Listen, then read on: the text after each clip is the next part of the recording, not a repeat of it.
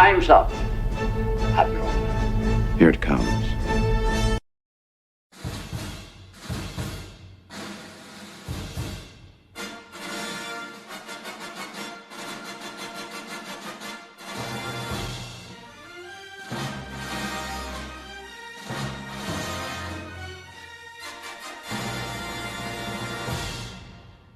Give me the meat, and give it to me raw. What's the matter? Take yourself a great big bite of meat. Taste the pleasure of the highest quality pork around.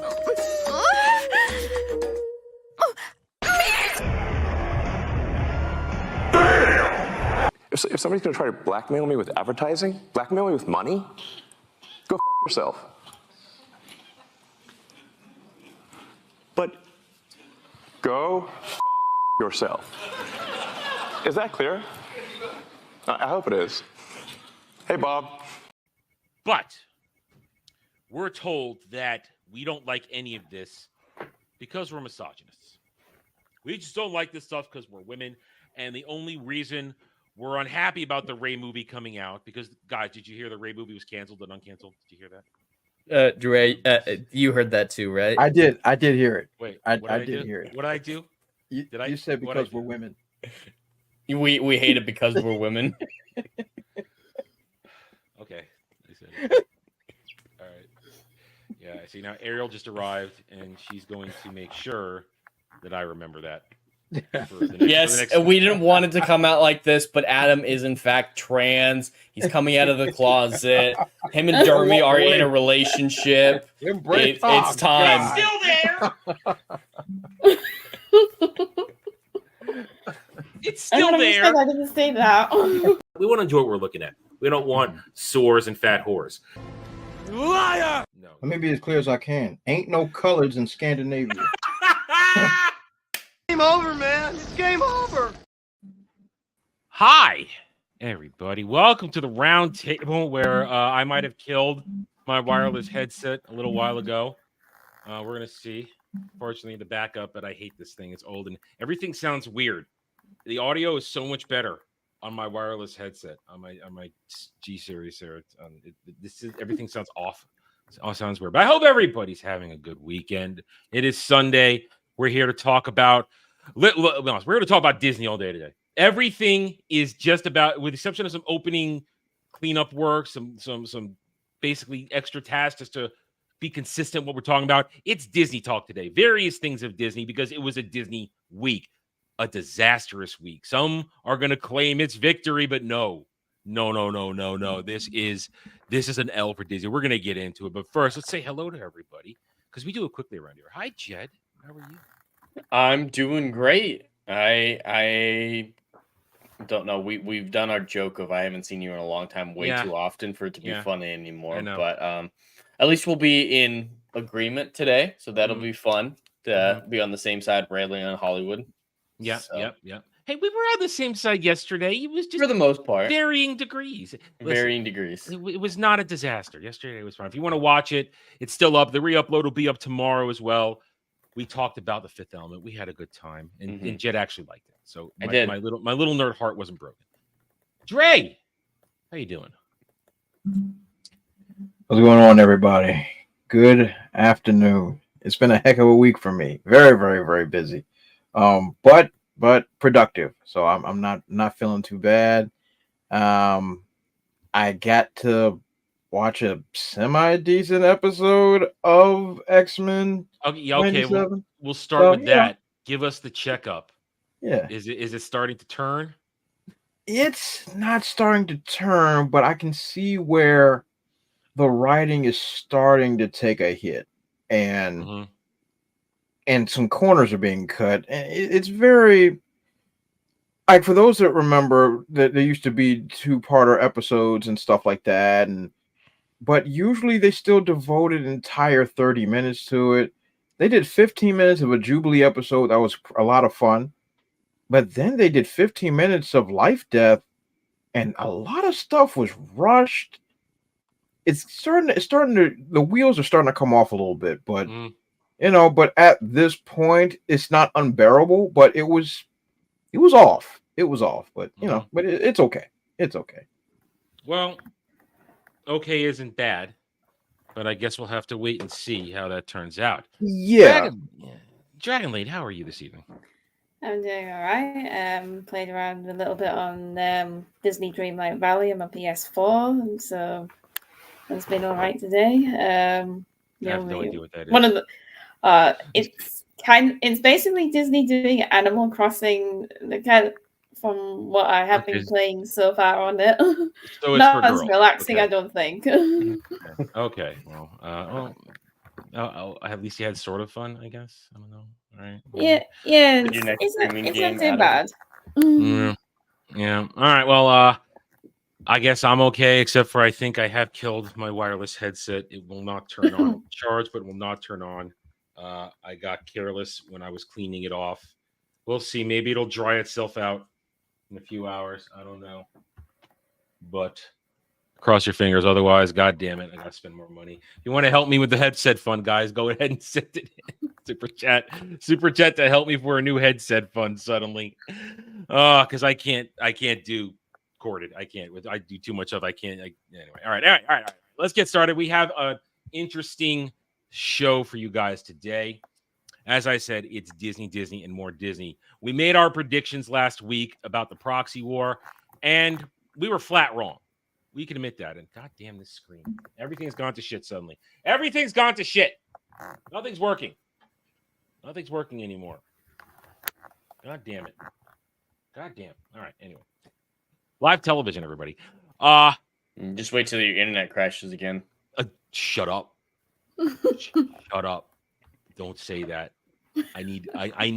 Listen, I'm coming into a lot of. God damn, my screen keeps blipping off because the stupid freaking. God damn it. All right. Somebody talk for a second while I mess with my wires. God damn it.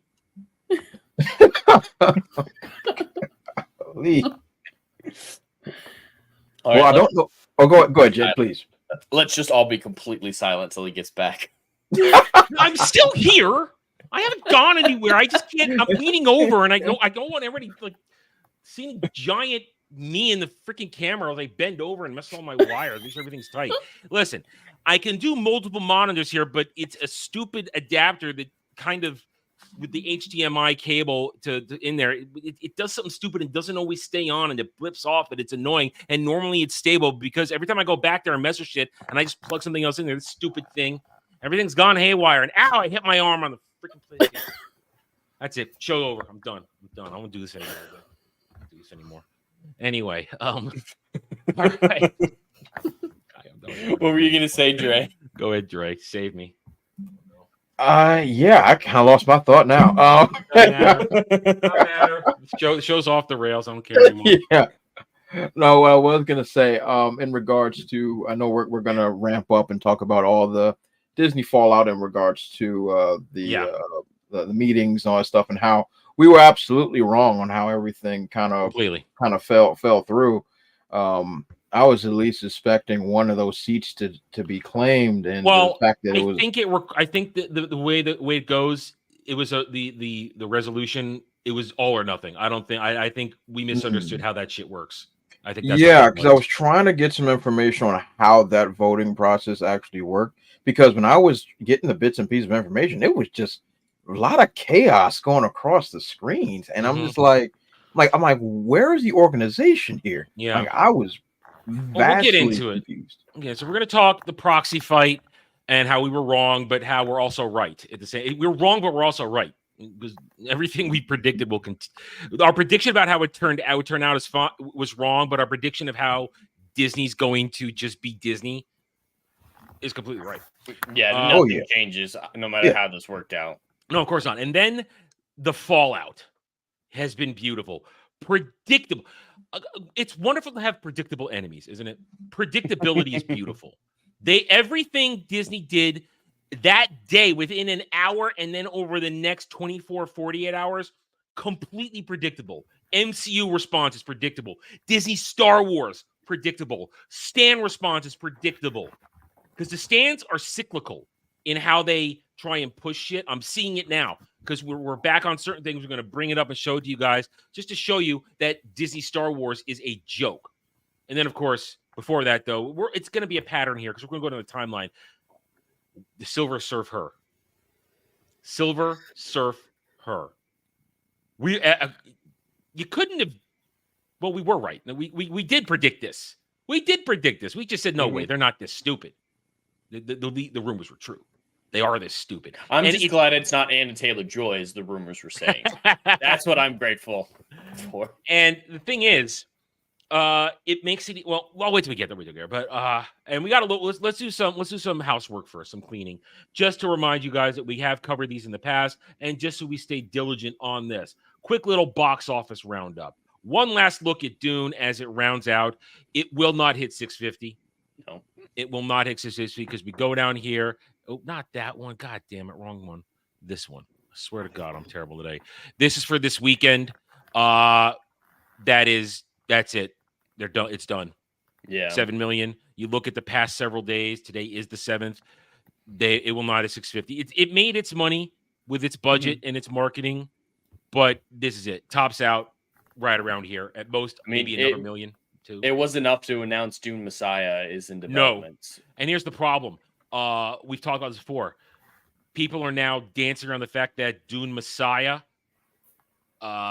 is not going to be Dune Messiah.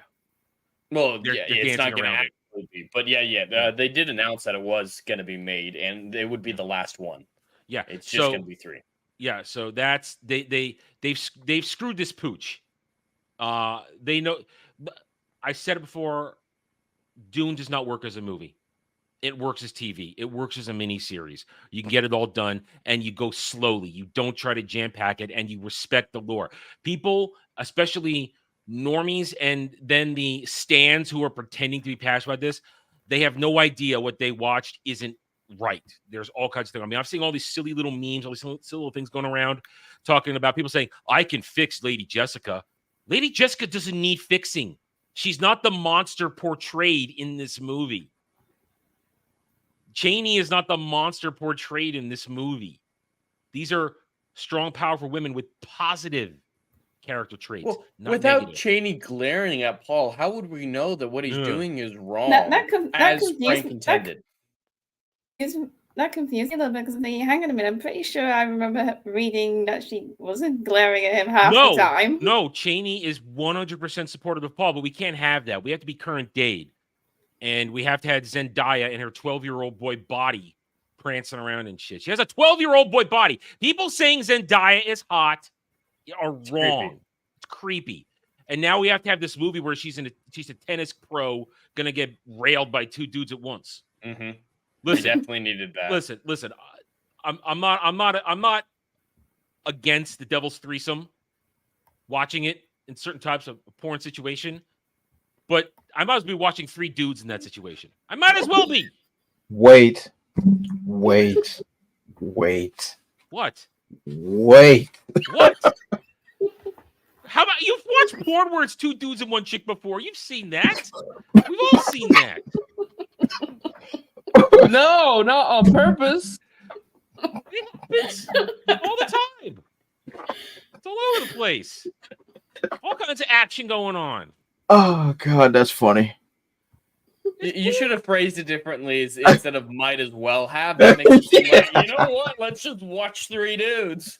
That's what it says. Well, she looks like a dude. I'm sorry. She has a 12-year-old boy's You gotta body. say, I don't want to watch it because it seems like 2 dudes instead of we might as well. Not that. I mean, that's not what I'm talking about. Oh, that's funny. I'm not gay and dermy. Come on. Oh, all right. God, that's funny. Listen, where's Dermy? Get Dermy on the phone. Oh, bring Dermy out here. No, Dermy is. Jay, do you know what happened on Friday? His tongue got some action. Oh, all right. I have it uploaded here. One more thing. Godzilla Kong, it's making money. Great. Oh yeah. Yeah, it's making money. Whether people like it or not, it's making money. I mean, it's still people either love it or hate it and love it. But it's making money. It's gonna make some money. It's fine. They're gonna get more movies out of this. It's gonna happen. Yep, absolutely. We'll come back to our. Well, speaking of porn, Oh Lord. Zack Snyder, yeah, Zach. Zack Snyder, he's gonna be making porn. He will be For the making first porn. time, the average American audience is excited for his next project because it's going to be the first time in his career that slow-mo will be appreciated. I mean, it's going to happen because I keep forgetting Rebel Moon Part 2 is next week. I keep forgetting. And I'm locked into this shit. I did the first one, which got people liked my complete half-assed, silly-ass review of the first one. So I'm going to do the second one. I have to. I'm locked in. But he says if he starts directing, if he says he'll start directing porn if Rebel Moon sequel underperforms. First of all, it's Netflix. How do we even rank if it performs well? Fake views? Fake views? I don't know. Yeah. Hey, I guess it's got to be the numbers. I guess. I don't know. Well, how well did Rebel Moon Part 1 do? I don't know. I think it hit #1 on Netflix, if memory serves me right. Now, once again, I don't know how that's measured. Nobody does. Yeah. That's the trick. Nobody freaking knows how it's measured because they cheat. They cheat. It's very simple. They don't do this with honesty in mind. So it's so they can pretend things are successful. That's how it works. And so they can pretend it's successful. And here's the thing. Rebel Moon, it's a joke. It was a joke. It was a ripoff of a lot of things that were better. And Zack Snyder should not be left on his own. Nope. He may be a good director when he's basically being somewhat maneuvered, but he can't write his own material. He can't create his own stuff. If he's paired up with a great writer, he could make one of the greatest movies ever seen. But as he continually shows, if he's involved in the writing process, it's going to be mediocre at the very, very best. Bare minimum. Yeah, so, Zack Snyder, I thank you for the content you're going to help provide me this week. I mean, thank you. It's going to be, it'll be good. I mean, I got a busy week. It's Fallout week, baby. It's Fallout week. It's that. I still got Avatar to get to. It'll happen, guys. I promise. Eventually, it'll happen. I just can't promise it'll happen anytime soon. But Rebel Moon Part 2 on top of everything. So there you go. All right. So Dre, you weren't there. You don't obviously need to be yes, there. I do. You don't need to do this, Tim. Yes, I do.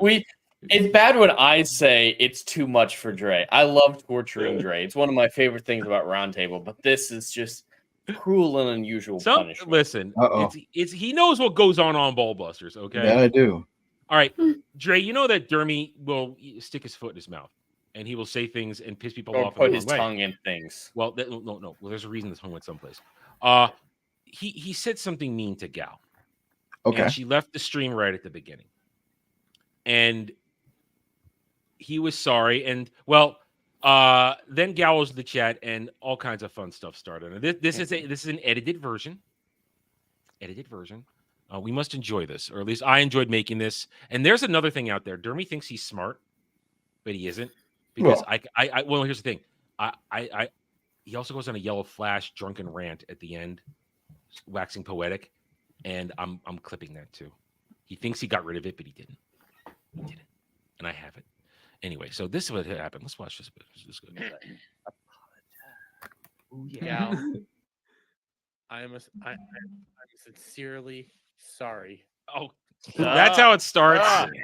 Fortunately, he doesn't stand up. For calling you Alyssa Mercante.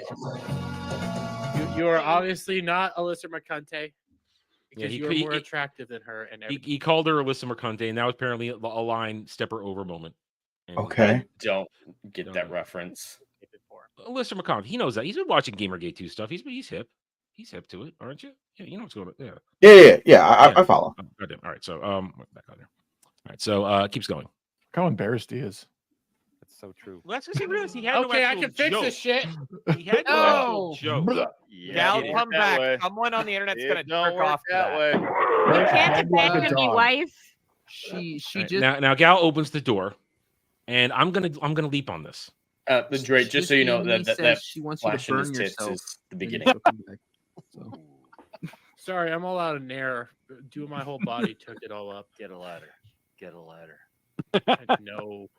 I see what you're doing there, Adam. Get your jerk off ladder in your closet. Wait a minute, I have an idea. Oh, okay, so now we're gonna take bets. What embarrassing thing can Dermy do to get Gal back on?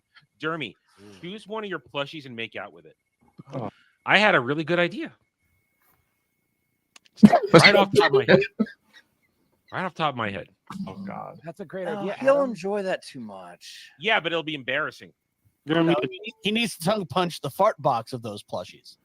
Hey, actually, Jay, yeah, take Jay's. What's the most phallic one you got?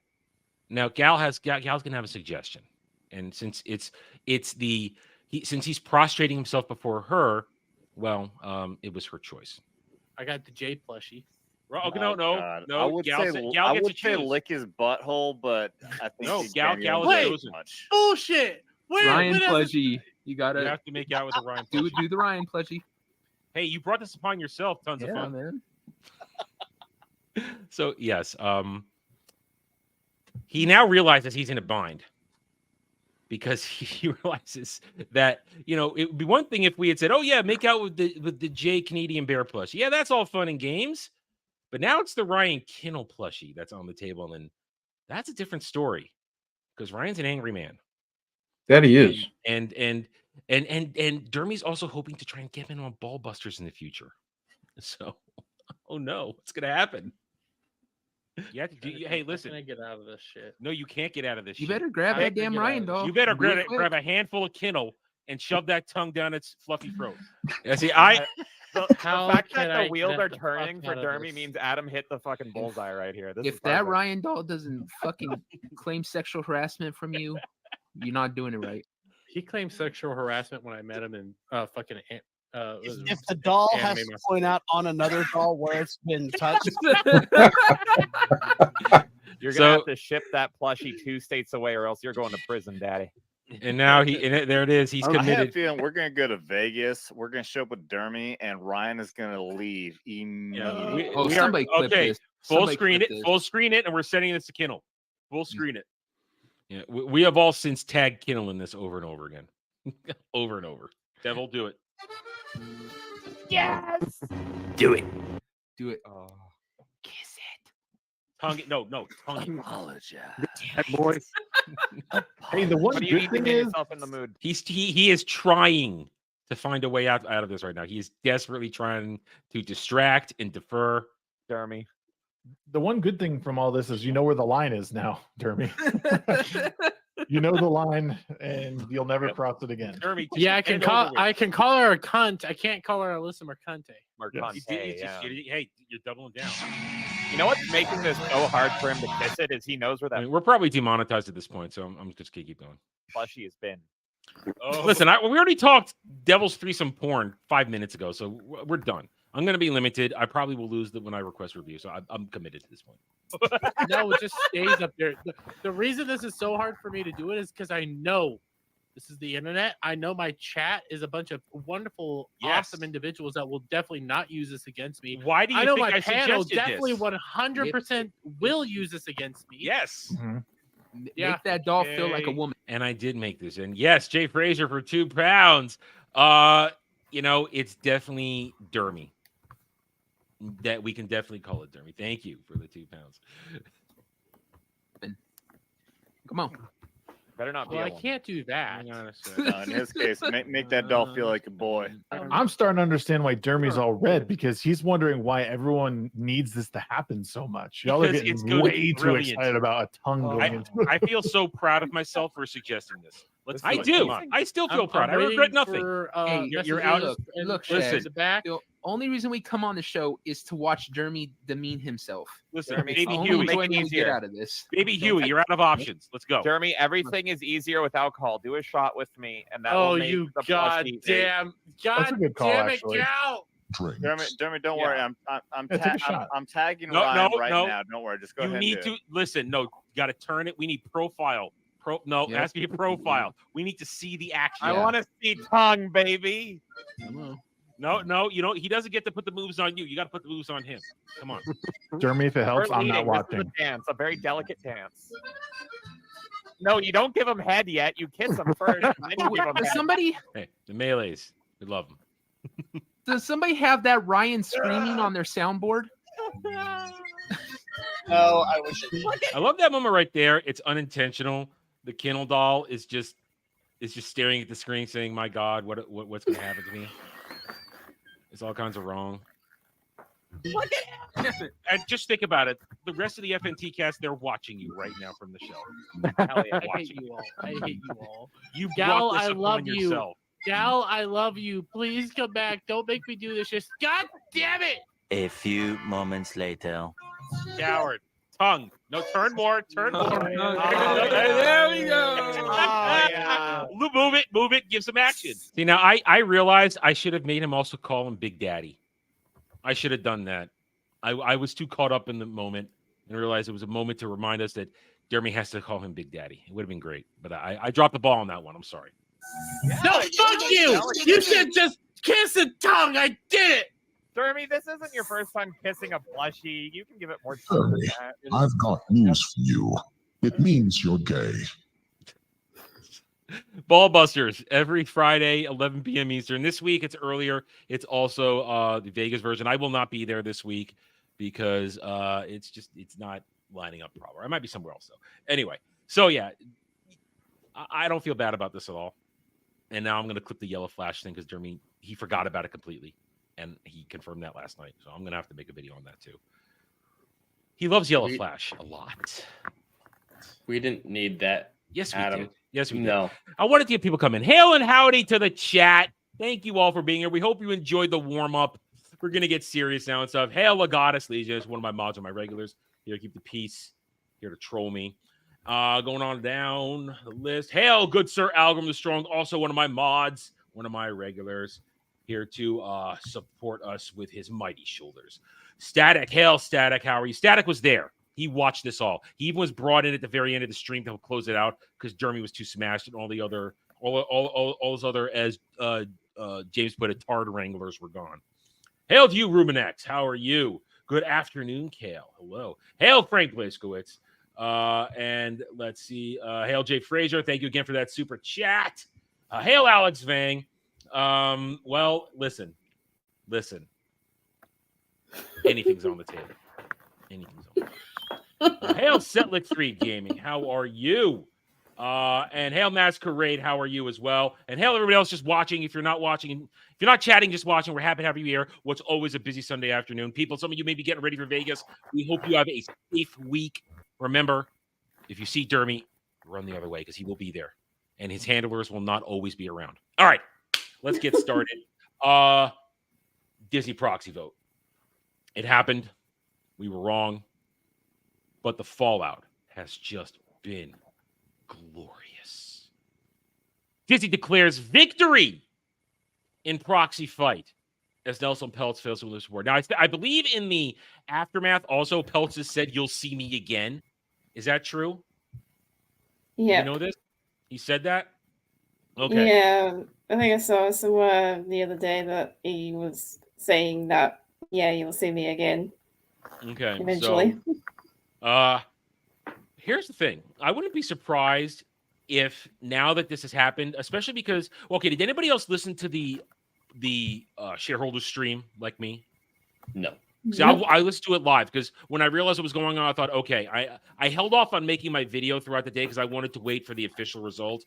And when I was listening to it live, I got there a little after 1 and I listened about 15, 20 minutes or so.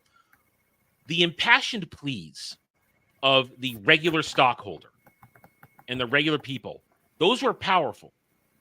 Please, Disney, stop doing this. Please, Iger, stop doing this. Stop indoctrinating children. Stop pushing this not-so-secret agenda garbage. We're begging you.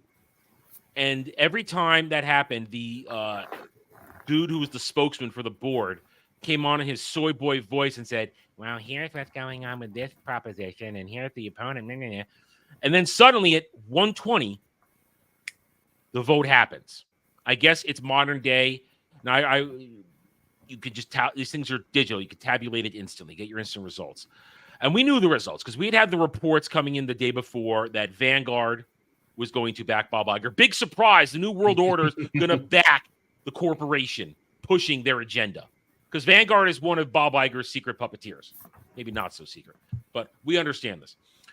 And Disney won, hands down. But the funny thing is, immediately the stock tanked, dropped 5-6 points. Here it is, right here. Well, it's not so much here. It was this point. It was April 3rd, but you can't see the AM anymore. But when I on my video I showed it at 1:20, 1:30, as the stock vote happened. It just dropped from 121 to 118. Now, they're not showing it anymore here, but that's what it was on that day. It dropped down to 118, 117 by closing, and it hasn't recovered, really. It's gone up half a point. To settle, it was lowest 117, highest 119. So it has not recovered. So this was instantaneous fallout. I mean, when you see this, guys, to me, this is the world reacting to Disney, to Bob Iger and his cronies and his secret masters retaining control. Is that fair to say? Yeah. And yeah, absolutely. I agree. I didn't see the live joint, but I did hear and see a lot of the testimonies from pretty much the customer base and those that I think are minority. I could be wrong. Minority shareholders. I think I could be wrong. That were doing the call-ins and stuff like that. They were very, very impassionate, and I really, my heart goes out to them a lot, because those are the folks that still care about Disney, and they want to see Disney do well, and they are so heartbroken. And, like all those calls, like there was one that was standing out to me about like the idea of the indoctrination and pretty much begging, like, please stop this madness. Yeah. I think they were like, oh, we grew up on Disney, we love all these movies, and like back when y'all were just doing 2D animation, it was some of the greatest stuff we had ever seen. Please go back to making things for everybody, and all these impassionate, and I will say it, legitimate fans of Disney that are still around, that are still holding on to that dead corpse, that really wants it to be resurrected. And their hopes and dreams were shattered in front of their very eyes. And that sucked for them. Like, I feel good that I'm no longer emotionally attached to Disney anymore. It feels really freeing. But those poor people, it hurt me to hear their cries like that. It was pretty rough. And you bring up the good point. There are people who still care about it, but these are the real investors. The real people, not the single large shareholders or the corporations. These are the people who should be listened to the most, because they're the ones that have the most to lose in terms of their financial investment. And we talked about it last week when George Lucas comes out and says that that's him. I still say that's George, more his people than George himself. When you have all these other individuals come out, they are also tied to the message, the agenda. It's not about actually making money. It's about maintaining Disney as a vehicle for the propaganda machine, for the pushing of the not-secret agenda, for pushing of stripping culture of its finer moral values and replacing it with what they want you to believe and think. And there is no saving Disney. And the hypocrisy is real, because right after, but I didn't listen to this part because I tuned out and I made my video. Bobblehead came out and gave his remarks. This is the hypocrisy. Maybe hypocrisy even the wrong word. I don't know. It's a bold-faced lie. That's been his party stance for the last couple of years, ever since he regained control of the CEO position, at least publicly, that we're not doing any of that. We'd never do that, despite the fact that back in 2019, he specifically said, yeah, we're doing that. So he's contradicting Well, they've been doing the last 5 odd years. Well, it's just lying, and you can't trust anything out of this. It's a complete lack of awareness, not realizing that your so-called victory, as the chat has said, Bob Iger wins, but Disney's lost. When you have to say this, our job is to entertain first and foremost, and by telling great stories, we continue to have a positive impact on the world to inspire future generations, just as we've done for over 100 years. Disney has always been and will continue to be a source of hope joy, and optimism for people of all ages. We're committed to telling stories that reflect world around us. That's the problem. That's the trick the mask right off. there. That's the slip. That's saying the quiet part out loud. And it's not even beyond the slip. It's that statement is so agenda driven that he doesn't even realize it. The world around us is not Los Angeles, California. That's not the world around us. Yeah. That is a pocket, one minute pocket of how these particular folks live their lives, which is absolutely bonkers to me. But the overwhelming majority of people do not share these people's rhetoric.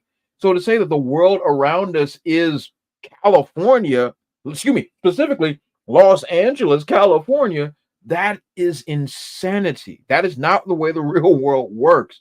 So he's either drunk, lying, or is the most delusional human being to come out here and say this publicly right after that. I don't think it's even that. I think he's a fucking idiot.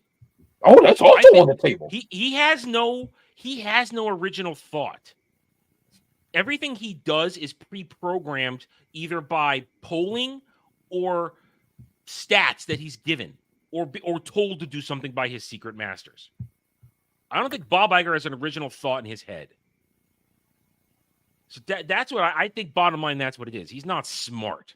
He's smart enough to be a soulless businessman, but he's not smart enough to actually play the game and look like he's good at his job. Because buying a lot of stuff 15, 20 years ago made him look good. But that's when all those products were powerful and strong. And what has happened since he bought every single one of them? He has driven Pixar into the ground. He has driven Star Wars into the Hollow Earth. And he's driven the MCU. He's knocked that into space. Boom, you're gone. We've spaced you. You're worthless now. We're going to get to the MCU stuff because we're going down the timeline of the fall. So he did this, and he had one more thing to say here. I always believed that we have a responsibility to do good in the world, but we know our job is not to advance any kind of agenda. What have we been seeing the last 5 years, Bob idiot? Exactly. Every single MCU movie for the past 3-4 years, every Star Wars project out of Disney, Indiana Jones and the Dial-Up of Destiny, Willow, everything on Disney Plus. Agenda, where there's race swaps, gender swaps, the trans agenda, all of it. Goddamn agenda, intersectional feminism. It's all right there over and over again. Oh, we're not here. We're not here to advance any kind of agenda. Like Jed said, that's just a bold-faced lie. Liar. So as long as I'm go ahead. Oh, if he's going to keep up this lie, he's got to get his people in line because all these other products that we're talking about that are clearly pushing agenda, the people behind them, the people making them are very clear that that's what they're doing as well. The Leslie Headland for The Acolyte is very clearly saying, I am reflecting my own life as a lesbian woman in California in this show. She straight up said stuff like that, which is progressing We're an going to get to The agenda. Acolyte. But that's Empire contradicting article. the fake lie that Bob Iger is spreading. So if he's going to try to make this facade of, oh, Disney's never been about politics, you've got to talk to all these people that you're continuing to hire and to put on other projects because they're contradicting you at every turn because they're so obsessed with the agenda that nothing else exists outside of it. So it makes your credibility completely worthless, Bob, to keep it. When he says going to be continue to be guided by a sense of decency and respect and will always trust our instincts. Your instincts have been shit. You know what? Keep going. Keep going. Content for us. Keep going. Let's watch it burn. And this was part two. This was the immediate fallout, and everybody was on this. And then the announcements begin. Oh, real quick though. Whoa. Good sir, Algram the Strong for $99.99. Pillage a Wi-Fi headset forthwith, and thou most misfortunate. Thank you, my friend. Master of Misadventure. You're an increasingly bad man with a bold beard, baron of brutality, further heralding the cinematic call of the Crimson Count, bending the knee to the Queen of Quixotic. Salute, sword, shield, and a drink. Thank you, my friend. Hopefully, I won't need to. Maybe it'll dry out and it'll fix itself, and then it will go to something else channel related. But thank you, my friend. As always, Algorithm Strong, your support is wonderful. Thank you. But yeah, so then the announcements happened. And Dre, Julia Garner as a Silver Surfer. Now, I don't know who this chick is. People are saying she's good in whatever show she's in. That's a moot point. It's a moot point. She's a woman, and Norrin Rad is a dude. Shala Ball is not the Silver Surfer. I've stronger comics people than Dre. I know you could probably talk to this. 5 issues of an alternate reality version of her as a Silver Surfer does not count. That is not comic accurate. Yeah. So I think they're going I made my video on Friday, and I've made it clear that I'm not the biggest Silver Surfer fan. I have a great comic, The Rebirth of Thanos. Great run. That's like the only Silver Surfer run I really enjoyed. But yeah, the bottom line is yes, Shalabat is in the Silver Surfer mythos. Yes, that is true. However, I made the equation on Friday. Yo, if you're gonna do this reboot, you're doing this restart and this new character, blah, blah, blah, you want the old Silver Surfer. Let's cut the crap. That's the Silver Surfer that everybody knows, loves, and wants. Let's just cut the fat off the beef. Nobody wants the broad. Nobody. We would have been fine with Nova, though. Yeah, that's fine. Would have been fine. Not a complaint. Like, oh, she's a herald. At all. But when you think of the Silver Surfer, you don't think of the broad. That's the bottom line. If I was going to, and I made this equation the same way so everybody can understand, and that all the psychopaths on Twitter wouldn't just sit there and try to cut my head off. It's the same thing. If you're doing a Batman origin thing, the first Robin I want to see is Dick Grayson. I don't want to see Jason Todd. I don't want to see Tim Drake. I want to see the first Robin because we're starting over. We're starting fresh. If you want to eventually introduce the Lady Silver Surfer, fine, whatever. It's not going to sell anyway, but whatever. You're going to sit there and then gaslight everybody saying like, oh, they don't want to see it because she's a woman. No, because no one cares about this character. They never have, never will. Yes. Is there an Elseworld story which exists? Yes.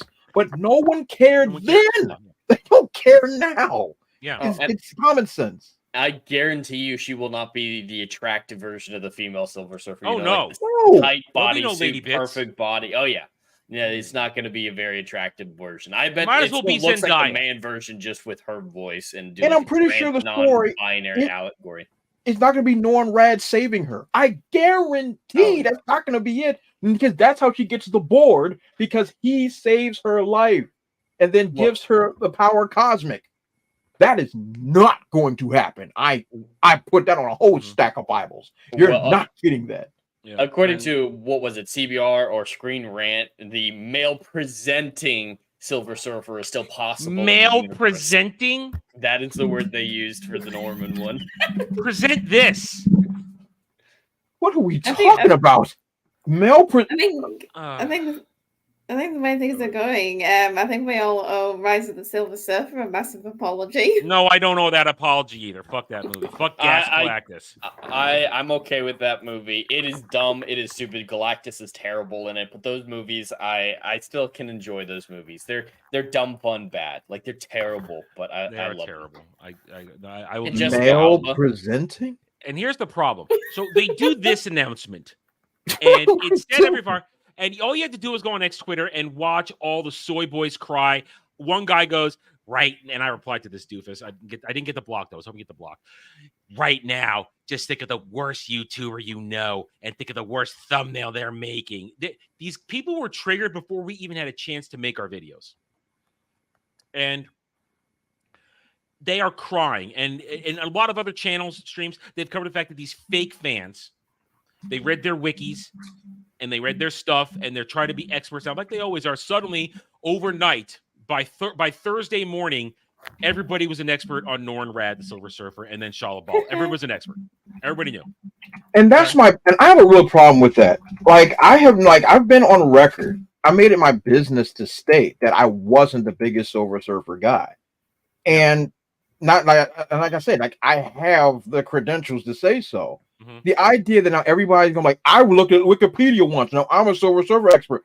None of you cared about Silver Surfer for 20 consecutive years. Stop it. And I can say I liked Silver Surfer. I've known him for a long time. There was back when they had that 90s Fantastic Four cartoon.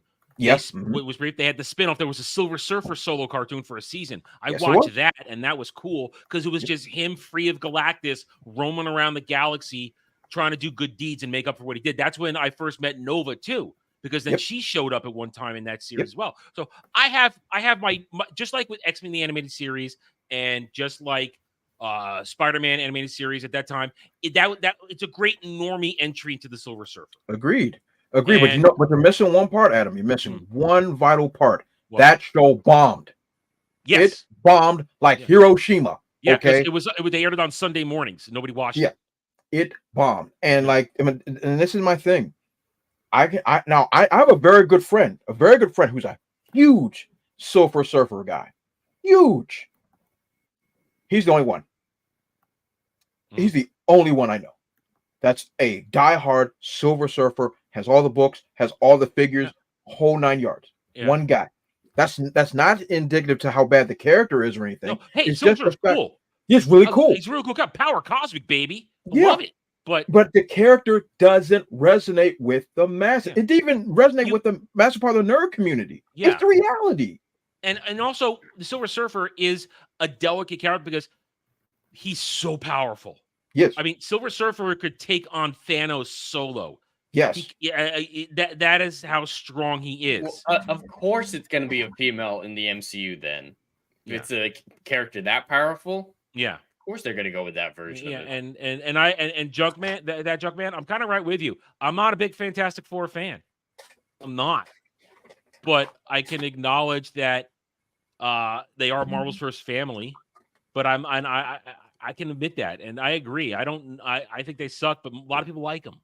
A lot of people like them. I've never been a fan either. I think the only reason the Fantastic Four has notoriety is because they were the first super group. I think that's the only reason. Like if you line up everybody's favorite Marvel teams, the Fantastic Four is not in your top 3. It's not. No. All right. What is not? This, it's not even top 5. It's gonna be down there. Yeah. I just wanted to show this real quick for Dre. This is the article I was talking about from the AV Club, actually, not from Screwing Up, and it's apparently called "Please Be Normal" about the female Silver Surfer, and the line is right here. Where is it? There it is. It's male identifying. Will also appear in the movie. Why don't they be normal and go away and go wherever they are that isn't in our spheres of entertainment? Go do your thing someplace else. You know? God damn. What the heck does that even mean? I don't know what these words mean. I don't because you're normal. That's your thing. You're normal. Because when you tell me somebody's male identifying, this is from a dude from the inner city. When you tell me somebody's male identifying, that means somebody woke up retarded and then realized that they were male. Okay, that's what that means from my neighborhood. All right. The idea that, you are male, but you identify as male? What are we doing with this language? What are we doing here? Look, it's all about the not so secret agenda and them trying to still influence and indoctrinate. Problem is, it's not working anymore because Jerry, your reaction is the normal reaction to this shit when they see this now. What is this? What is this? Like, we're not playing your goddamn games. Present this to anyone. That's outside of San Diego or LA.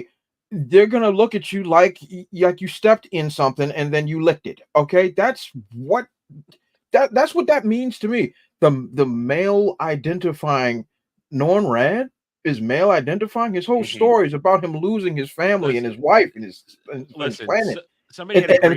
Trying to not lose his wife and his family and stuff. That's why he became the Herald. That's not identifying. That's who the dude is. He did it for her. Yes. He did it for her. That's her role in all this. So what are we talking about? I have a question. So in the actual Marvel announcement for this casting, did they mention that she would be playing the female version of Silver Surfer, that name that you're talking about, or just say Silver Surfer? Shala Ball. She is okay. Yes. Okay. Because I'm thinking this actress, as you can see from this photo here, is not exactly the most feminine physically, which isn't her fault, obviously, but she's very what's the term that they use? Butch is the term. That's not the word I was looking for. Not asexual. Hermaphroditic. I'm getting closer. I don't know where you're going. I'm not sure I want to know. Androgynous. Androgynous. That's the word I was looking for. She's very androgynous. So I'm assuming they might, obviously they're not going to make her very sexual. So they might make a Silver Surfer because, not human. No, they said it was Shala Ball. So I'm guessing that they might hold on, Adam. Hold on. Might non-binary. Let's not slip it past these people. Let's not do that.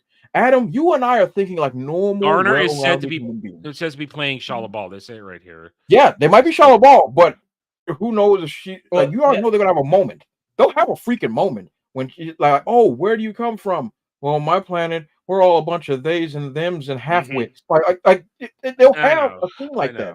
Just despite everybody.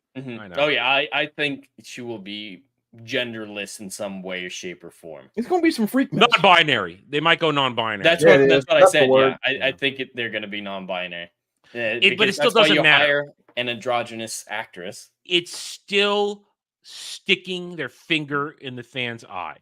Yeah, of course. Because this was a little bit. I mean, I think it was Gary said it best on Daily the other day. Jed, you were probably there. You might know where he said that Norrin Rad lost his junk for this, and and he really did lose his junk now because they've taken him. His agency is gone in favor of the agenda, and then they doubled down on it, and they have now announced Galactus will be the villain for the Fantastic Four movie. Okay, Galactus is an Avengers level movie threat. Yeah, you got to build up to Galactus. Not anymore. You start with like Doctor Doom. I know. Even Doctor Doom's Avengers level at this point because he's Doctor freaking Doom. But they can't have that. Adam, this is one thing I won't even say give credit, but have them finally recognize they don't have time to build up anyone anymore. No. And I'm going to remark on this later when we talk some Star Wars because we've got some release dates on movies coming out. They're running out of time, Dre. You're absolutely right. This movie, I believe they said the Fantastic Four movie is going to drop in 26. Oh no, 25. Sorry, 25. That's a year, little over a year from now. I think it's going to get delayed though because there's very little been done, and we're just over a year out. Yeah, because I predict it's going to get delayed sometime at the end of this year. I would not be surprised because they just finished the cast. They still need to actually cast Galactus, and it's just going to be a voiceover because Galactus is going to be all CGI. He's not going to. Are they going to do the fart cloud again? Please I don't think so. I don't think they're going to go that route. Are they that dumb? They are that dumb. They can't be They're dumb. dedicated to not giving the fans what they want. So, they've said as much. We've seen that. They have said as much. I could see them doing the fart cloud. You look at this whole thing here. Now you got Julie Garner. You add in Pedro and everybody else on this cast. Everybody has said, though, the chick aside, the cast is weak. This cast is weak beyond weak. And now the rumors are coming out that it will be Sue Storm centric. Oh, yeah. We could have predicted that. I even saw a rumor this morning that it's going to start with her giving birth to Franklin Richards in space. Shit like that. They got to set up, the bloodline that leads to Kang. At least that was their original plan. All I know is that they needed. This was a whole Hail Mary and a home run, and they have both dropped the ball and whiffed. This movie is DOA, and even if it drops next summer, nobody's lining up for this. Especially it's a '60s period piece. Mm-hmm. No. Please, for the love of God, by the time this comes out, the weird, sick fascination with Pedro Pascal be dead. Please let that be dead. No, it's not. Explain to me. It doesn't make sense. We don't know. It's not going to be. Because when we get to talking Star Wars a little bit, they have announced the release date for the Mando and Grogu movie. We'll get back to that in a moment. That's actually the one thing I'm looking forward to about The Last of Us Season 2 is seeing him get beat with the golf club. That's the one thing I'm looking Well, there was a rumor a week ago that he had already finished filming his Last of Us Season 2 stuff really quickly. Well, it would be the end of the first episode, basically. But then he said, no. And then they quickly said, no. He's still got filming to do. But there's a lot of shenanigans going on with that because they have to hide that. I believe they've split the second game into 2 seasons, haven't they? That's the plan. Well, that's what Craig said he wanted to do, at least. I don't know if it's officially confirmed, but Craig Mazin did say that was his hope. Well, I don't think they're going to get the good vibes they got from the first one, which some people don't understand. As soon as you saw spaghetti fungus monster French kissing a woman, you should have known this was nonsense. Well, but to Dre's point, I don't know the Pedro Pascal thing. I don't understand it. The guy, I am very confused. Well, you know what it is? He's a company man at this point. He's a Disney company man. He does whatever they tell him to do. He has had a pass for whatever he says. And they like him because he is the beta male that they want everybody to be. They don't want to put the alpha male out there anymore. They want this nice little safe soy beta male. It's so weird to see the man he's become compared to the role he played in Game of Thrones, because back then, yes, he was, a little bit effeminate, but he was a ladies' man. He was confident, and I don't think he could play that role again. He is so beta these days that Oberyn Martell seems impossible for him to portray. That man gets no hose. I don't know what this. I don't understand. But he's internet daddy. What does that mean? It's weirdos on Twitter. I don't know. It's a weird thing. God. So this was the first round of announcements and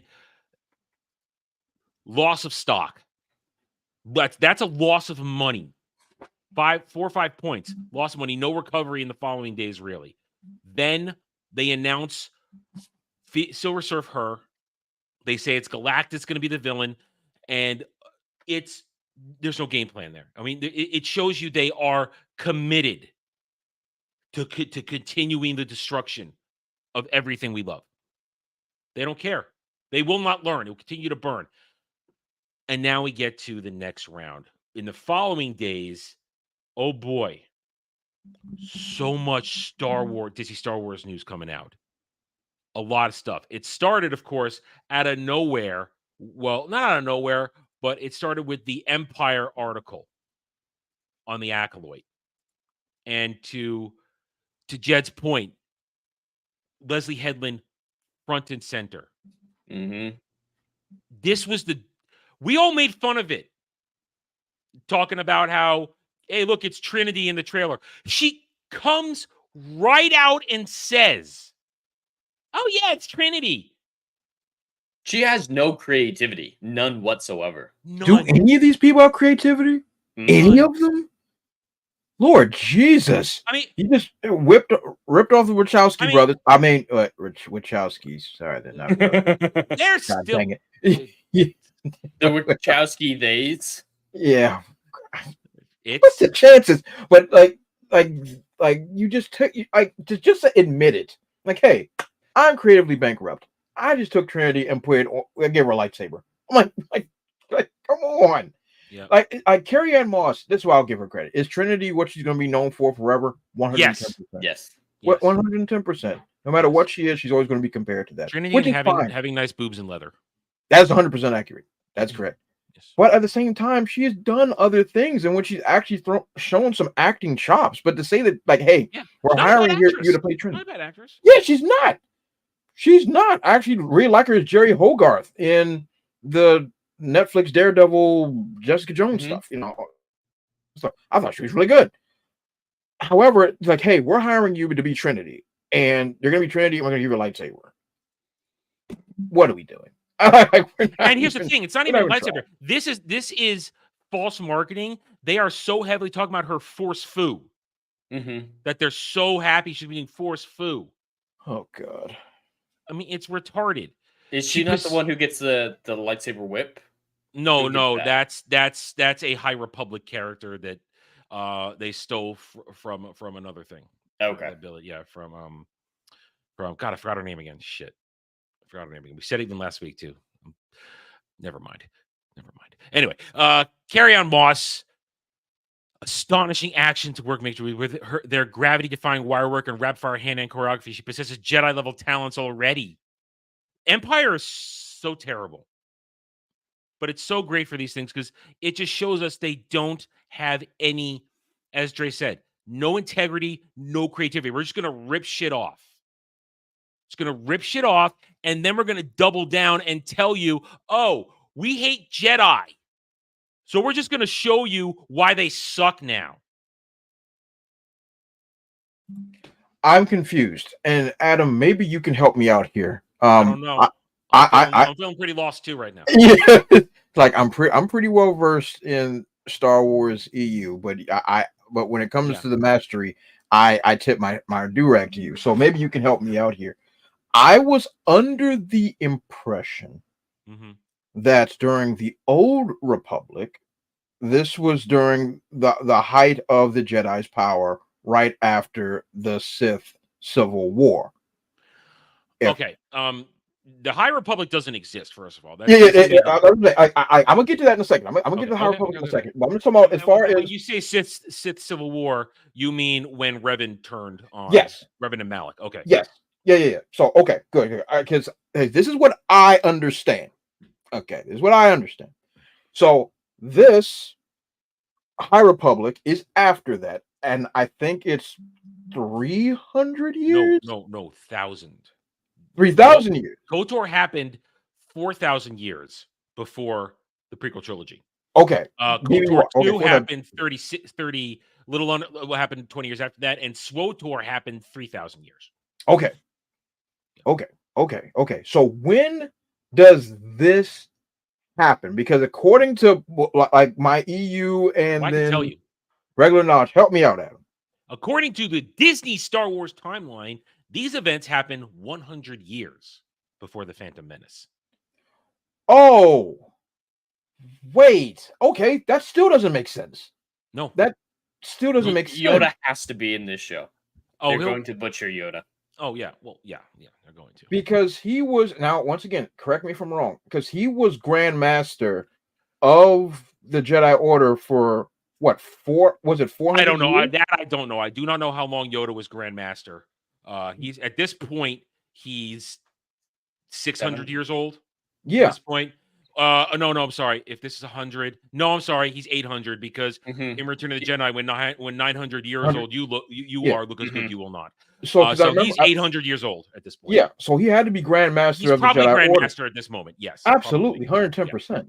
So this is at the height of the Jedi's power, according to that era. Canon wise, I don't know in the High Republic who Disney has made the Grand Masters. I don't know who they've made Grand Master in their version, but I think Yoda is Grand Master 100 years prior. And that's what I'm saying. That's what I'm thinking to myself. I'm like, okay, I'm trying my best to be objective with this nonsense, because you don't need to be. I mean, for the sake of simplicity's sake, Adam, because if I just sit there and let my mind run wild, this will cause a brain aneurysm. So I'm just saying, according to everything that we know and understand, this headline makes no sense.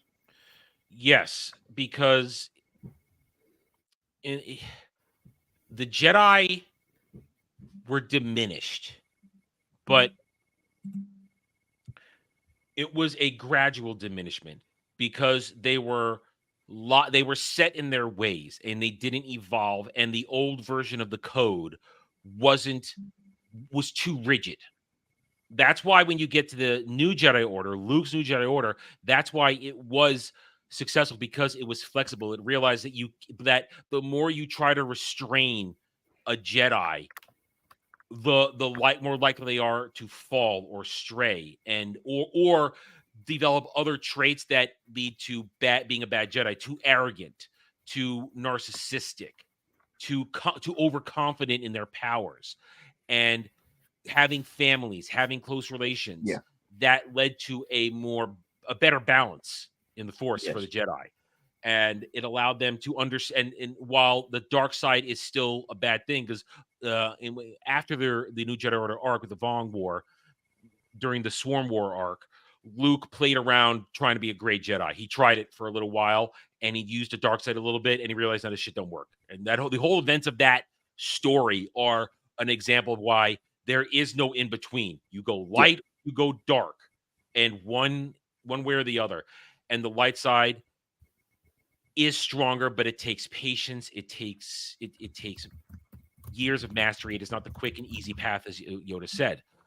And this right here is shoehorning in bullshit, because you got Daphne Keene saying the most normie goddamn thing, that Leslie Headland's great to work with because she has a broad understanding of Star Wars. Translation, she has a Wikipedia understanding of Star Wars. That's what that means. Daphne Keene's in this? Yeah, that's the chick from Logan, yes. And here's the thing. They made her some hybrid of an alien that appeared once in Clone Wars, and they think that's clever. Dang. I like her in Logan. I think that's clever. And she's actually grown up to be very attractive young lady. Yeah. I mean, she was kind of still when she did hit her Dark Materials, she was still kind of in that in between awkward phase. But now she's okay. Yeah, she's a woman. She's a woman now. But they got her all makeup here, and Leslie is one of the most amazing people I've ever worked with. Here it is. She has an innate trust with actors and her crew that makes you trust her more. She's so confident in the people she's hiring, and she has such a broad understanding of Star Wars, of cinema in general, that I truly feel like I would follow that woman into the trenches. That is the most blandest, uncommittal statement I've ever heard. Agreed.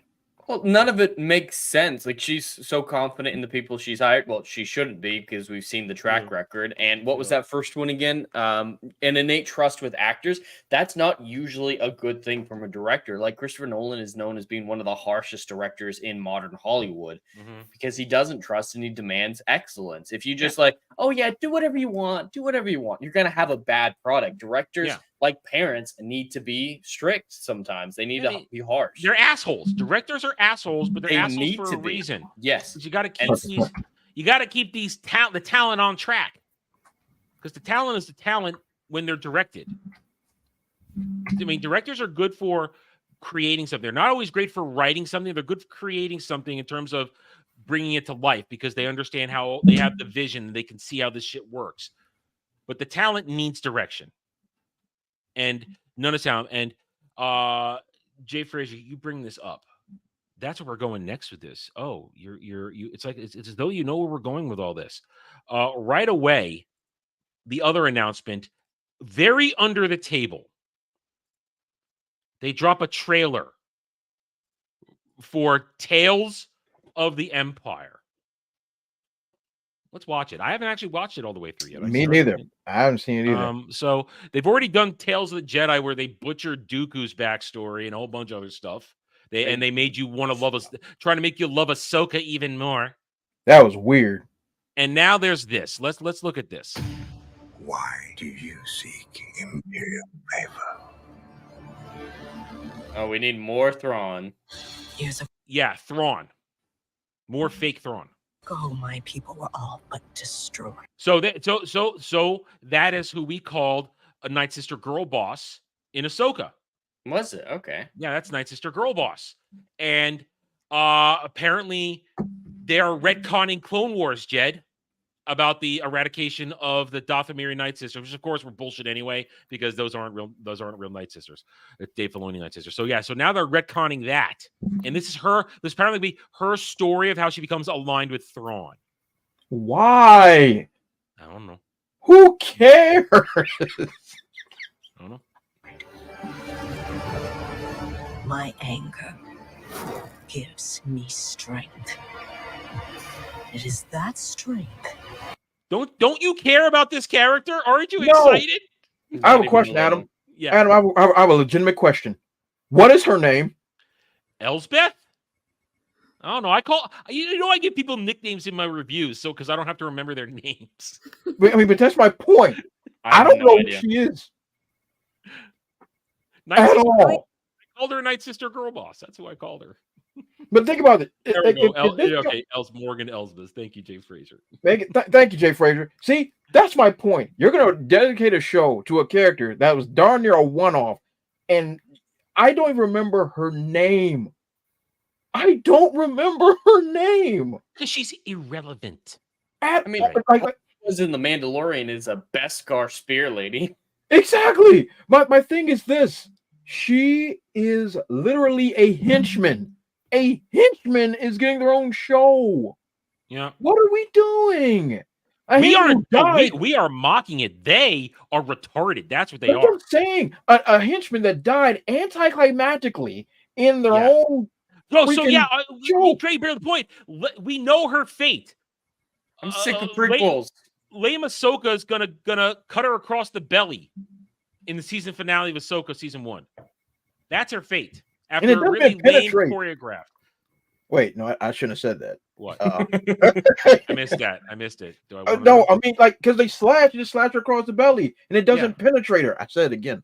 The blade doesn't go through. It just slashes, and then she just like.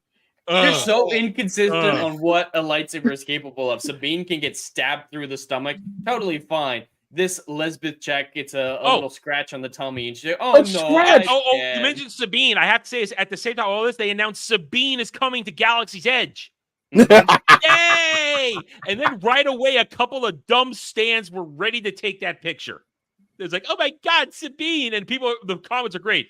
Yeah, has she done anything? Where people? My favorite was, "Where's Luke?" That was my favorite. Where's Luke? Yeah, they won't even put Luke at Galaxy because that's the reality. That's the reality situation.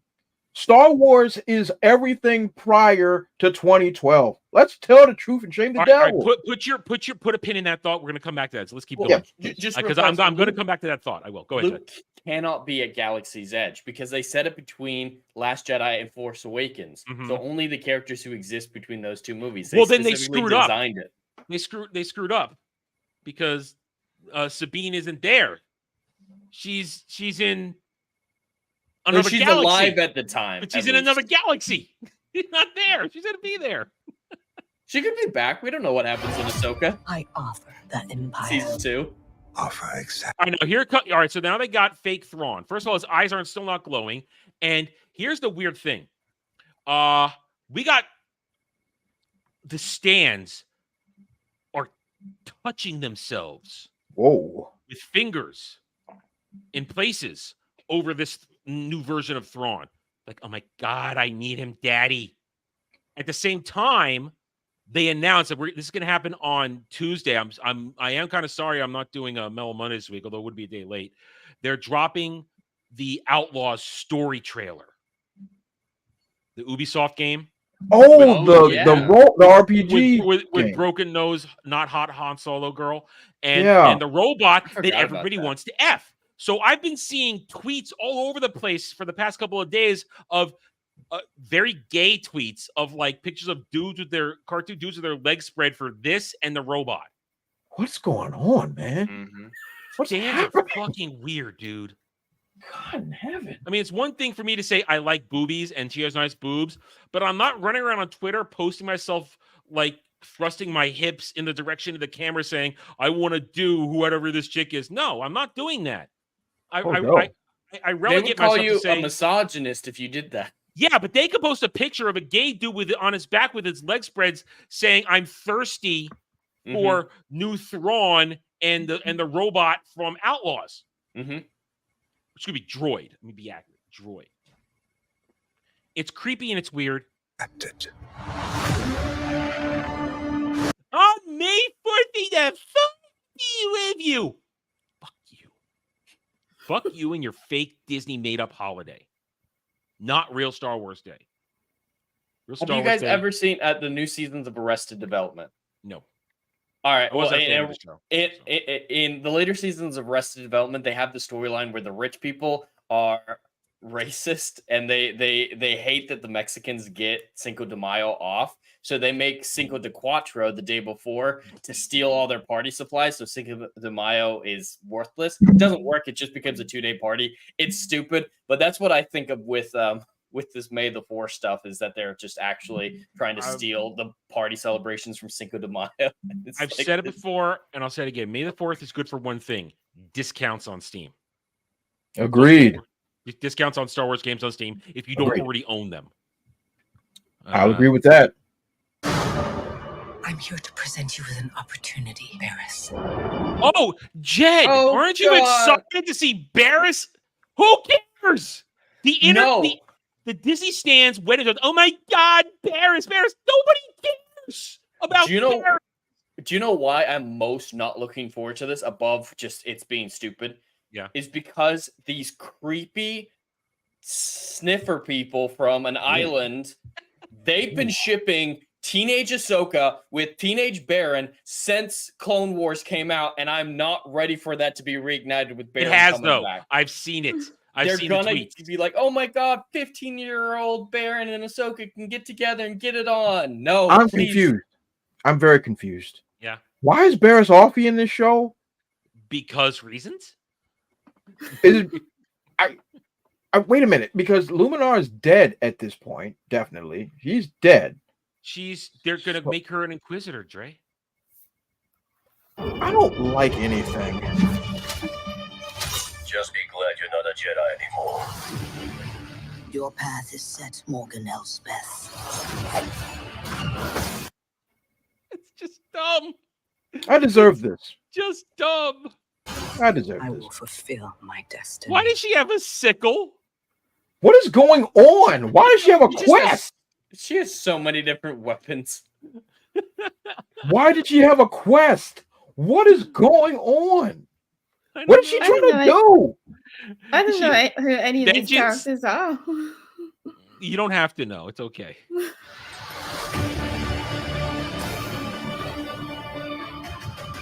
Mercy only breeds defeat. But I will help you overcome this weakness. Attack! I mean, fake Star Wars. These are the what's he called? The Grand Inquisitor. He's fake. He's not real. They're not going with the smushed head anymore. No, like they're the claim is they're going with Clone Wars CGI this time. Well, at least that's better because Rebels CGI might as well be me making it. Blood. Don't you guys need to see blood in Star Wars? Not particularly. What have they done to Barris Offee? She's like a dude now. What is going on? She's gay, so of course she has to look like a dude. Barris Offee's gay. You said the Empire would help According you to change Tumblr. things. Everything comes at a The New Republic. The stands going. Oh my God, New Republic! Don't you see New Republic? Well, this is the scene, the location at least from Mandalorian season 2, where Ahsoka reappeared and fought this chick with the Beskar spear on that bridge there. So it's going to tie into the Mandalorian a lot. This is so weak, and the stands wet themselves over this, and they just prove themselves fake over and over again. But we'll get into that. We're not there yet. Let's get through this. at a cost. Okay. She doesn't have the Force. She shouldn't. She's not Force sensitive. Well, they're going to go with the Clone Wars deal, which I don't like, is Dathomiri's spells can give people Force abilities like Savage. I don't know. I mean, that's why I say Dave Filoni Dathomir is not Dathomir, because he broke all the rules on that shit.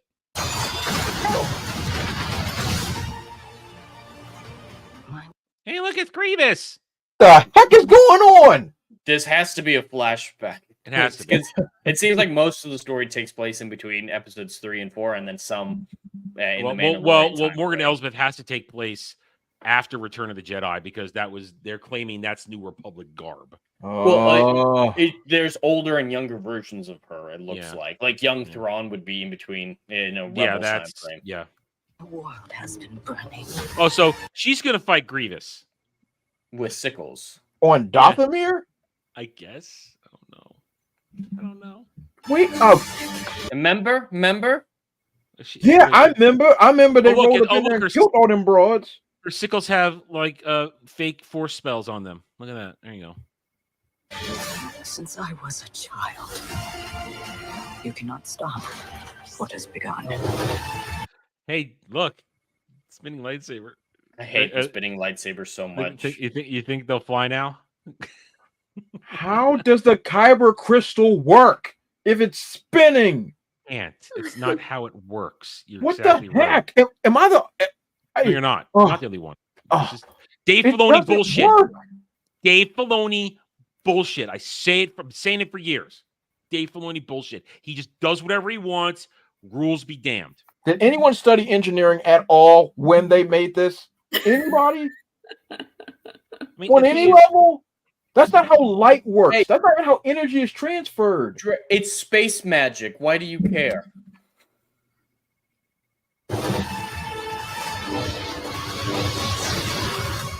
Now you must face one final test. To join us.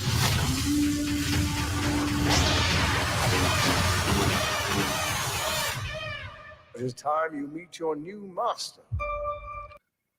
Are you ready? Who's this going to be? Oh, please. I know who it's going to be. Vader. It's got to be Vader. Of course it's got to be Vader. Yep.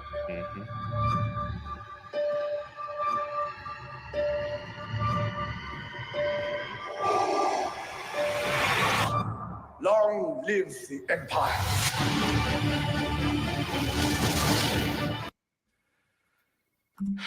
Now, go ahead, Adam. I'm sorry. Please. I was going to say that, of course, the stands are going, oh my God, she fought Anakin, and now she has to serve him as an apprentice, as an Inquisitor, and he's Vader. Oh my God! I mean, and of course she's going to find out the truth. She shouldn't. Well, everybody did. This is everybody. We know from Obi-Wan. Everybody and their grandma knew that Anakin became Vader. No one should know that, real. Literally, no one. Even in the EU, those that found out were immediately murdered. What are we doing? In actual Star Wars lore, and we've been over this in the past, 3 to 4 people knew. Palpatine, of course, because he did it. Yep. Tarkin, Obi-Wan, Yoda, and Bail Organa would know, because of Padme's death scene. Mm-hmm.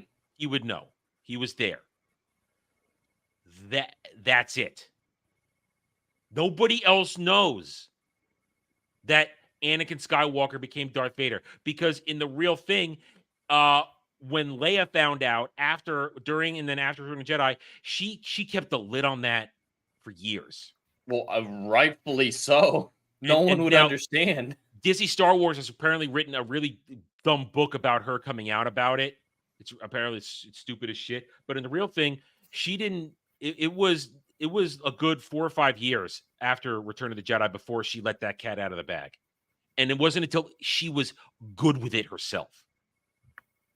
And it wasn't until Ghost of Tatooine, after when they go, and I've reviewed it. Yes, I will get back to the book club, but it is there. You can get to that and check it out. It's a nice little story. It's a little side adventure with her and Han on Tatooine, chasing after a painting from Alderaan from her past, but also because it had some special information in there they wanted to keep out of the remnants' hands. It's also about her coming to terms with it, and she gets a hold of Shmi's diary from the prequels, and it's really heartfelt. And of course, they end up in the ruins of the Sand People village that Anakin massacred. And so a lot of great stuff in that, and that's her coming to terms with it. And being a Skywalker, not an Organa, but being a Skywalker, the daughter of Anakin, the daughter of Darth Vader. And that's good stuff right there. This isn't. Neither's Obi-Wan. This is dog water. Nobody this is all retarded. And it leads to this, because this was then after this. Now, I believe this was done as a meme. I mean, somebody can correct me if I am wrong. Do I have it up here? Here it is. I believe this was done as a meme, but the stands are taking it seriously. Did you guys see this one where let's make an anthology of everything? All right, that's pretty funny. But the stands are taking it seriously. Well, they think this is real? I don't think it's real, but they actually want some of this. Yeah. But we look at it, it says Tales of Empire. Tales. Some of them are like, oh my God, Tales of the Bounty Hunters. We want that.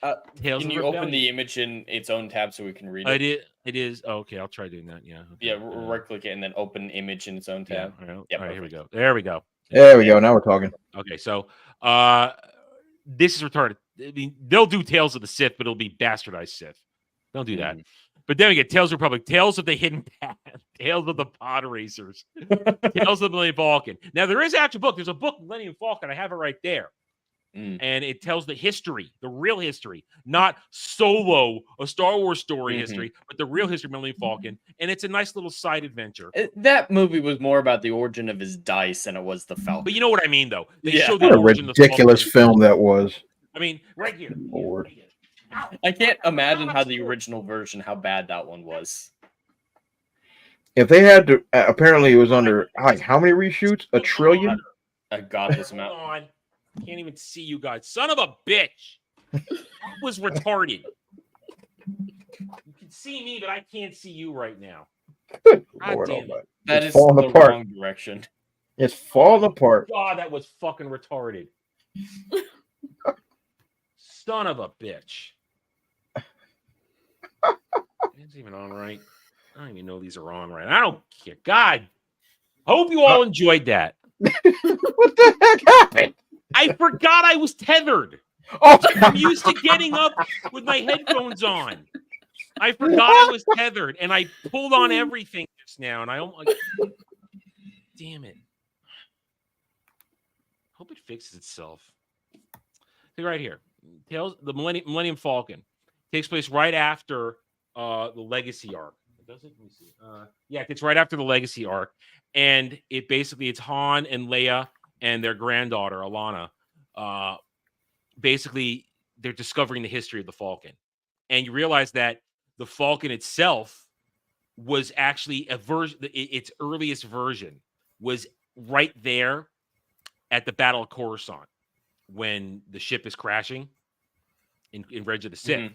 And then it begins the history. And the Falcon is literally many, many ships combined into one. And it's a great little fun book. It doesn't have a lot of stakes to it. It's just kind of a fun little thing. But So that's you're telling me, did they find out that there was a droid in love with Lando as the computer? No, there isn't. There are listen, there are droids in the Falcon, 3 droid brains that never get along. That's one of the reasons the Falcon kind of fucks up a lot, is because the 3 droid brains that make up the computer core of the Falcon, they're always arguing. They never are in full agreement. That's part of the fun.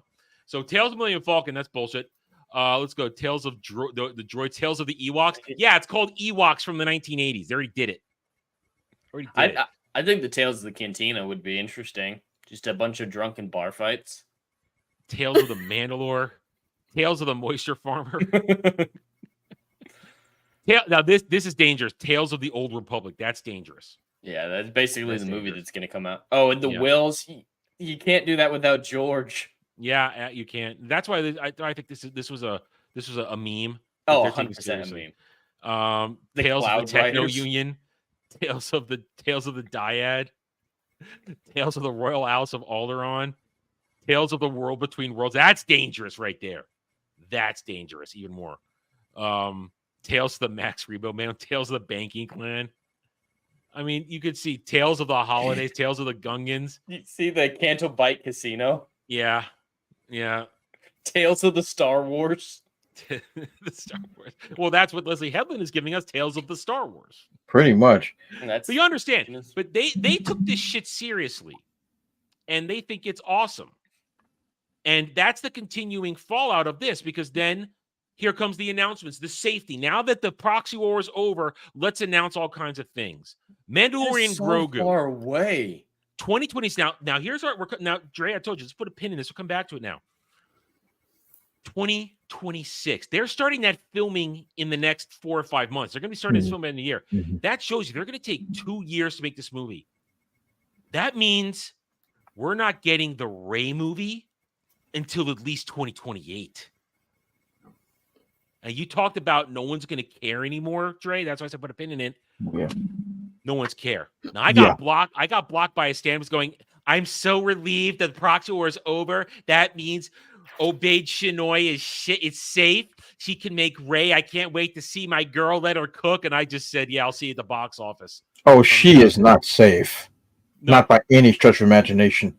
But and I'm glad you brought this back up, Adam, because look, 2026, that's what, 2 years from now.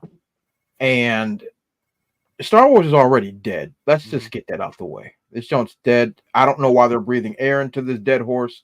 I don't know why. They're doing mouth to mouth to it. I don't get it. I don't understand why. But the vitriol for this is already going to be it's going to be at a fever pitch by the time this comes around, because you're already going to have the acolyte to poison our eyes with, and it's month and a half. Yeah, I can't wait. And it's just every time something else comes out about Star Wars, it hurts the brand even further. And it's 2 years away. Do you know how much schlock they can throw out in 2 years' time that's going to make this just unwatchable because everyone has already left? And like I was about to say earlier about the Tales of the Empire. That was the name of the show. Mm-hmm. Yeah. The main star is Morgan Elsbeth and Barris. Whoever. And Barris Offee. Can you imagine if you got Tales of the Empire that was just following the conquest of Vader? Can you imagine how cool that would be? See, they can't do that. They can't do that for two reasons. I'll give you two reasons why. One, because of the crap comics they've been pushing out for the past 4 years in Disney, Star Wars, Marvel. They have this whole line of Vader's adventures that are complete bullshit. And then they've got it tied into Dr. Aphra. Then they have to roll that lesbian out and try and have that be a thing. I mean, I some dude put it up here. Oh my God, and I replied to it. I said, so Dr. Aphra, should it be live action or CGI? And I said, nobody fucking cares. Nobody knows who that is. I only know because I follow this shit so I can make fun of it. But that's the point. Dr. Aphra is an evil archaeologist that Vader basically pressed into service, and she's gay.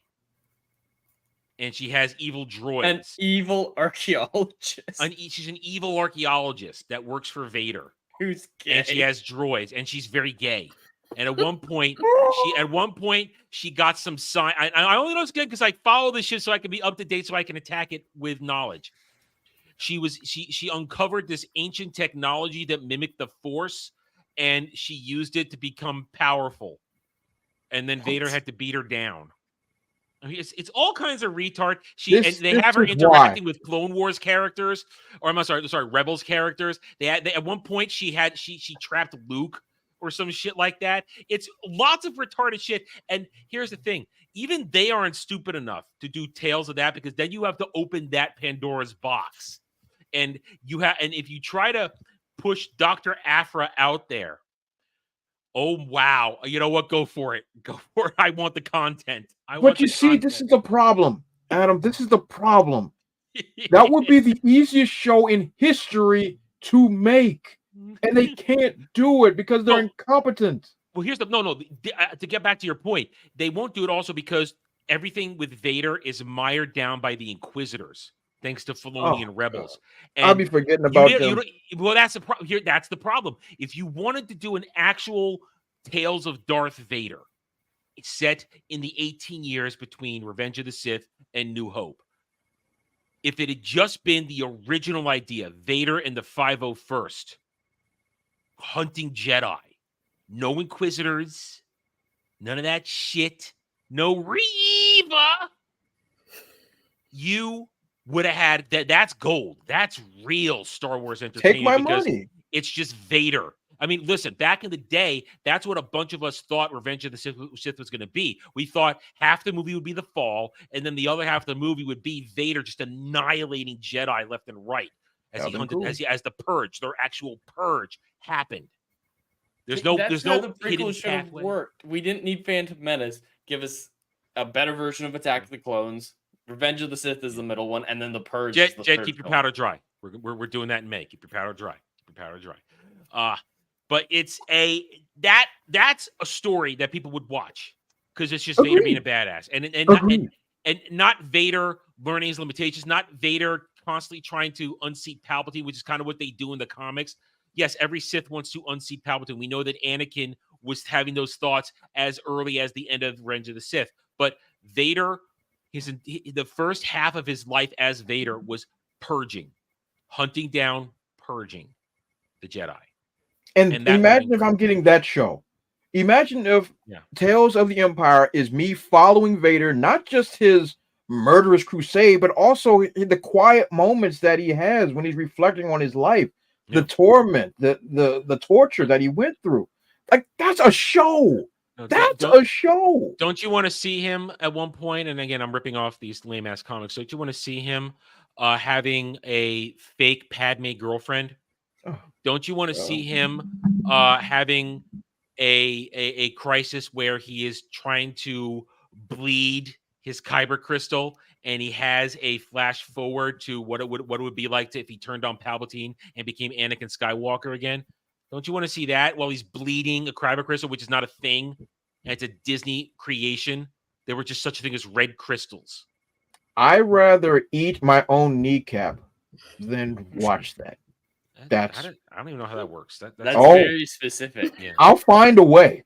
I will find a way to eat my own kneecap before watching that garbage. You see, that's my issue. My issue with all these Disney sycophants is that they have gold on their hands and they have sodomized it. They have sodomized gold. They had gold 15 years ago. And I'm sorry, 13 years ago. 13 years ago. But Adam, think about legitimate course correction. Let's think about legitimate Never gonna happen. Course correction. Never But I'm just speaking into the ether. You know what I'm saying? I'm speaking into the ether. Think about legitimate course correction as in, hey, we've been screwing up for a decade straight. Okay, a decade straight. Let's do something that's fun, good, that everybody can get their head wrapped around, and let's just go for it. You give me a legitimate animated Vader show, same thing like Clone Wars, whatever, and you give me his purge of the Jedi, his hunting of the Jedi, all the things that's going in his head, his guilt, his rise to power. You give me that, yo, we're gonna kick back, we're gonna have some fun, and actually have something good to talk about. Dre, but these people that's are real Star deranged. Wars. That's real Star Wars. This isn't real Star Wars. This is Disney Star Wars. Yeah, and they've already laid it all out that's not how it happened. Yeah, Vader sat on Mustafar while the Inquisitors did all the work. What the heck is that about? What the heck is that about? And no 501st either. No 501st. And there's no transition from clones to God, I hate everything. See, that's what I'm like. See, this is why I've detached myself from Star Wars, because everything Disney has touched, I've detached myself from, because these are things that I care about. These are things that I invested decades into, and to see that these people aren't even trying anymore is just baffling to me. When you can easily turn this ship around and you just refuse to do it. They can't. Dre, you led me to my next point. They can't turn around because they're locked in to this period of stories. They have nowhere else to go because everything else they've tried outside of original trilogy connected shit has failed. High Republic failed. Agreed. Sequel trilogy failed. Agreed. Every story outside of that in there, everything to do, comics, all failed. They can only go back to member berries and key jangling. That's all they got. Yep. They got nothing else. And my thing is this, Adam, go head first into it. Screw it. We've already lost everyone. Just go head first, balls to the wall, all nostalgia. Screw the High Republic. Screw the sequel trilogy. Listen, screw it all. Great. Just say, Affleck's going to screw the High Republic for us. Okay? Yeah, that's true. That's true. And I'm going to leave this one note and then we can move on. Yeah. Like my cousin just got Jedi Survivor, and he just finished playing through it and everything, and he was enjoying it, and he was having a lot of fun. Then he got to the High Republic nonsense parts of it. Now my cousin's not a hardcore Star Wars guy at all. He got to the High Republic side when you find this old Jedi that turned to a Sith and whatever. And he was like, I was very confused because this character along and everything else with it made no sense to what I was doing beforehand. Don't you have to do your homework though? Now I heard something recently that really broke my heart. Not broke my heart, but just reminded me just how I didn't think Disney Star Wars get dumber. Anybody who's played Star Wars: The Old Republic or even watched certain parts of Clone Wars knows that Ilum was one of the sources of kyber crystals in the galaxy. Yes. Absolutely. Now, according to what I just learned, Dre, you played the Survivor and Fallen Order games. Oh yeah, absolutely. I didn't know, apparently, that they turned Ilum into Starkiller Base. For Yeah. the sequel trilogy. That's fucking retarded. Yeah. That is fucking stupid. Yeah. I've been on Ilum. I have adventured on Ilum. Yeah. Ilum is a beautiful crystalline planet of ice and crystals. And let me tell you how retarded that idea is. Even in their own Disney Star Wars-esque world, the kyber crystals would be enough to generate any energy you wanted in order to destroy planets or whatever the case may be, a la the Death Star. They still forgot that. And the Dagon Starkiller base absorbed suns and then blasted it.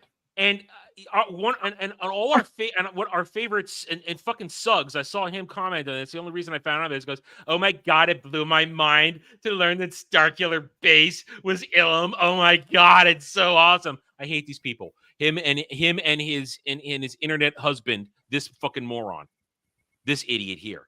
It doesn't even look like Ilum. Like we saw Starkiller Base in Force Awakens. It's a forest planet. At least from the part of it that we saw. No, it's snow. There's snow. Yeah, snowy, but it's forest snow. Yeah, but here's the thing. This brings to my next point about what about all this. This was the final act of all this rush of Disney Star Wars news after all this stuff. Right away, the Stan's cyclical behavior begins. Suddenly, this onslaught of, while we're all complaining about this stuff, because the complaints started right away. We all started our replies to this. Here come the shills, like this guy and Suggs, who are internet husbands.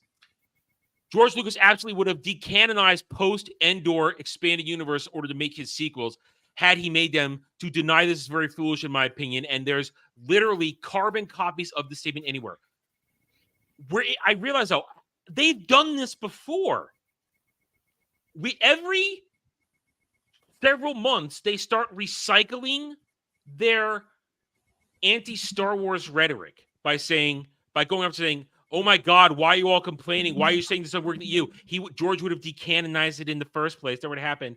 First of all, there's a reason George never made his sequel movies, because he was making too much goddamn money on the EU.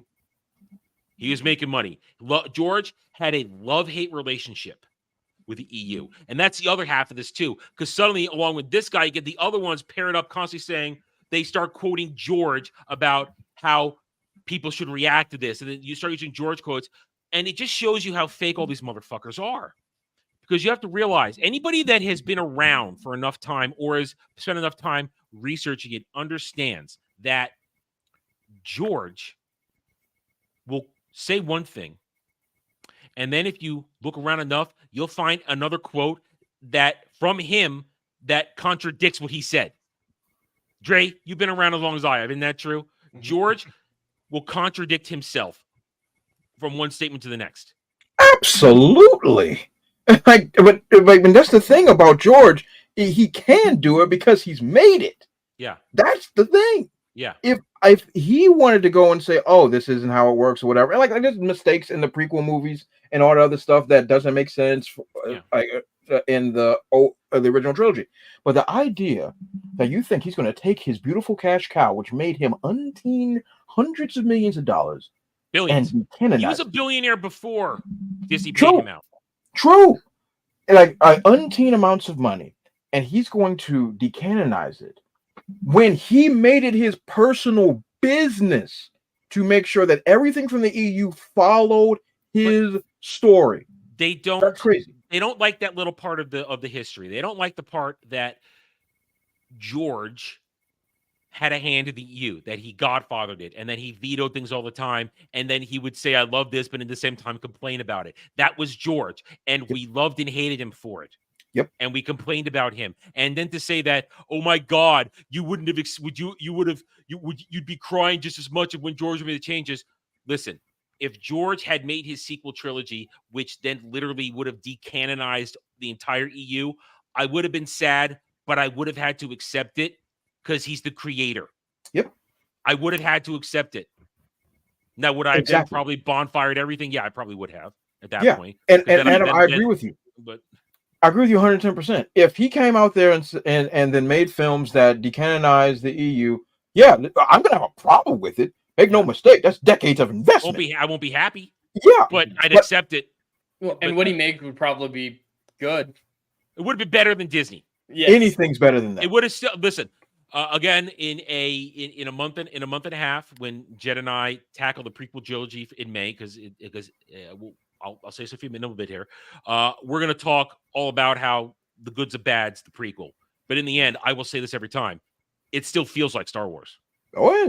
The prequels have loads of flaws, but they still feel like Star Wars in the end. Yes. I still feel like I've been in that galaxy far, far away when all is said and done. I agree. Nothing of Disney Star Wars makes you feel like that.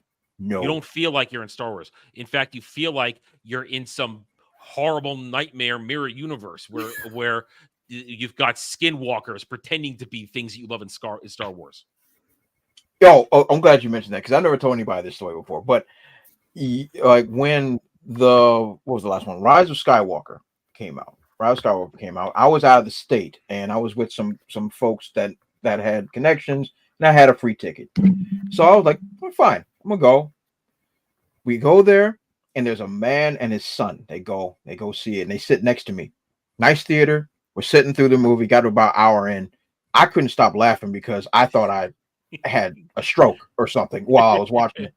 And the man looks at his son and says, "Pack your things. We're leaving."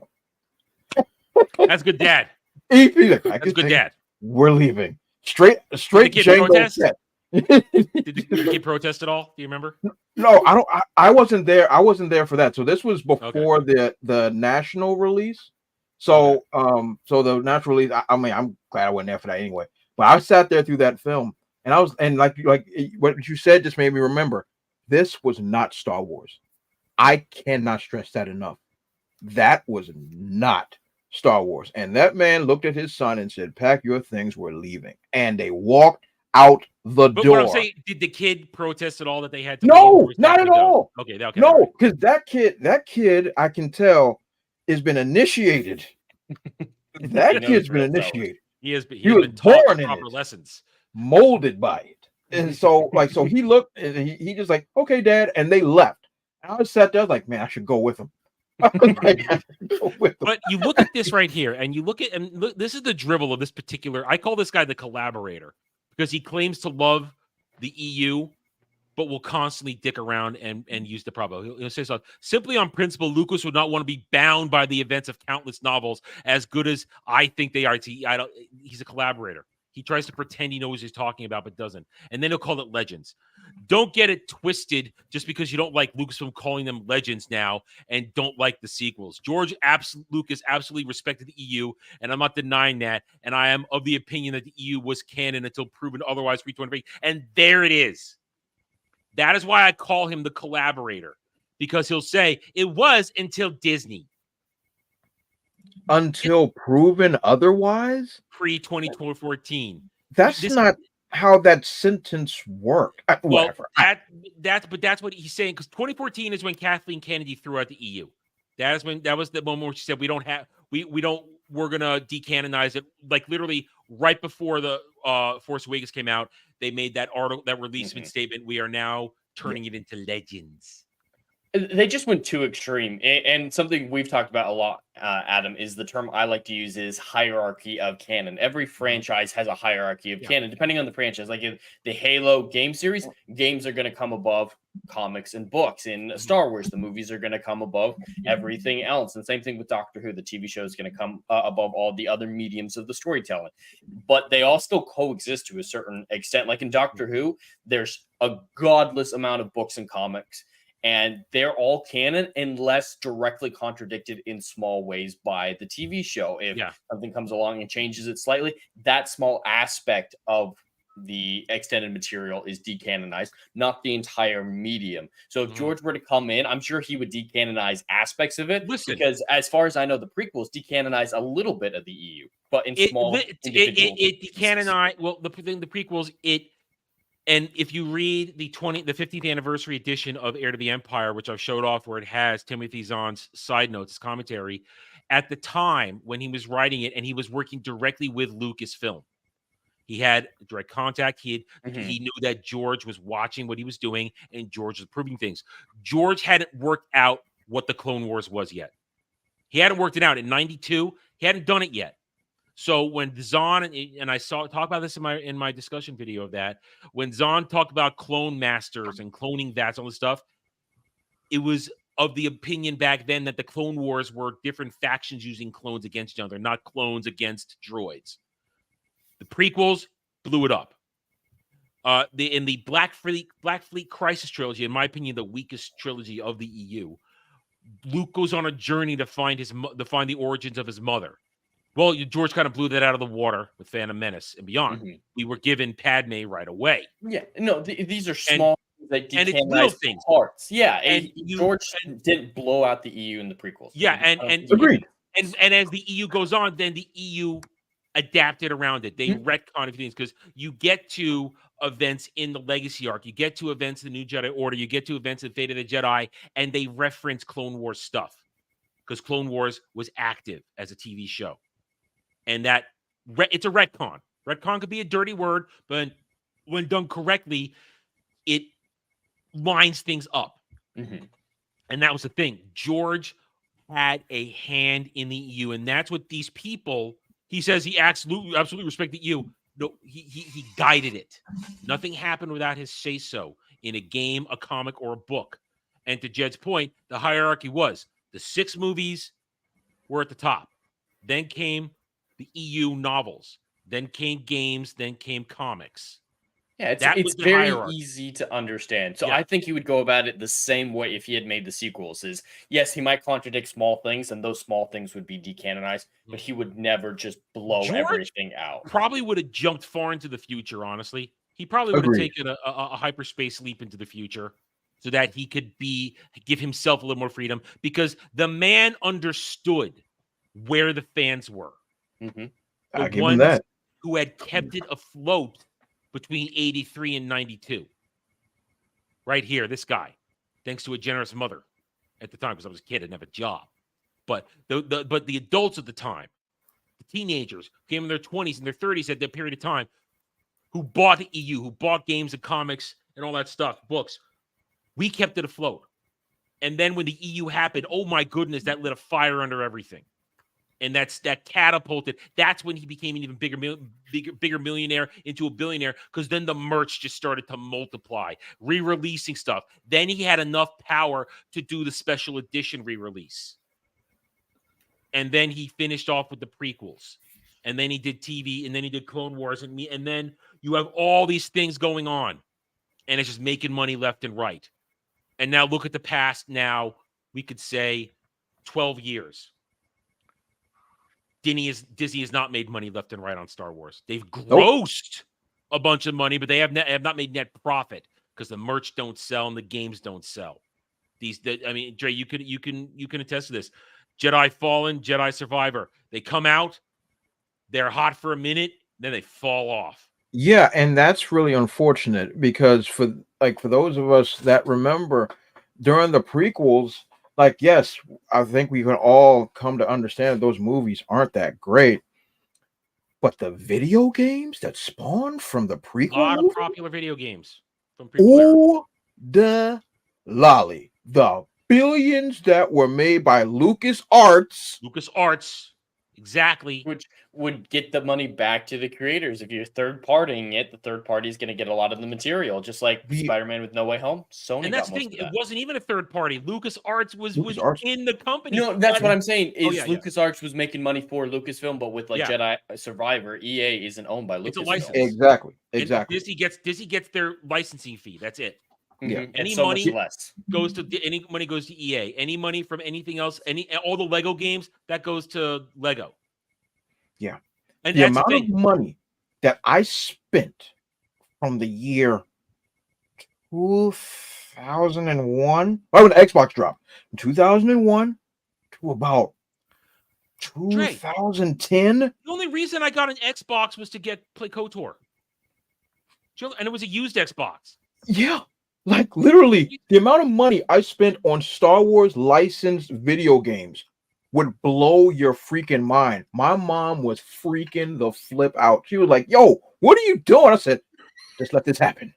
It's not what it looks like. Just let this happen." I even bought the shit ones. Masters of Terraskazi. That game was terrible shit. game. Terrible Horrible. game. Had it. Horrible PS1. game. God, that Terrible movie. That game was bad. It was bad. I got it. I didn't know that because like, oh, Star Wars fighting game. Yeah. That's it. That's how powerful it was. Even bad games sold. Yeah. So to say so when these Disney shields are out here saying, "Oh, this is the greatest thing ever," no, you don't understand how big Star Wars actually was and the impact that it really had when George Lucas was backstroking in gold coins, Scrooge McDuck style. And y'all sitting there they don't get it. They have no idea. These shills have no idea what they're talking about because they don't know what real success looks like. And if it was so successful, how come every time one of these things comes out, Star Wars is back, baby? How come every time? If it's been back, if it's been so successful, how come it's back every time? Because it's never been back. That's why I said in the title of today's show, Disney Star Wars is a bigger joke than ever. Because they released all these announcements this week, and it didn't move the needle. Not at all. All it's done has made me more frothing at the mouth excitement to review Acolyte and all its disaster it's going to be. I'm not touching Tales of the Empire. I don't touch that shit. I'm not wasting my time. I got enough to do that weekend. I wouldn't do that. I wouldn't do it. Yeah. And then, but then you've got every little ounce of good faith they do create, it evaporates immediately. Because the good faith comes usually from a video game.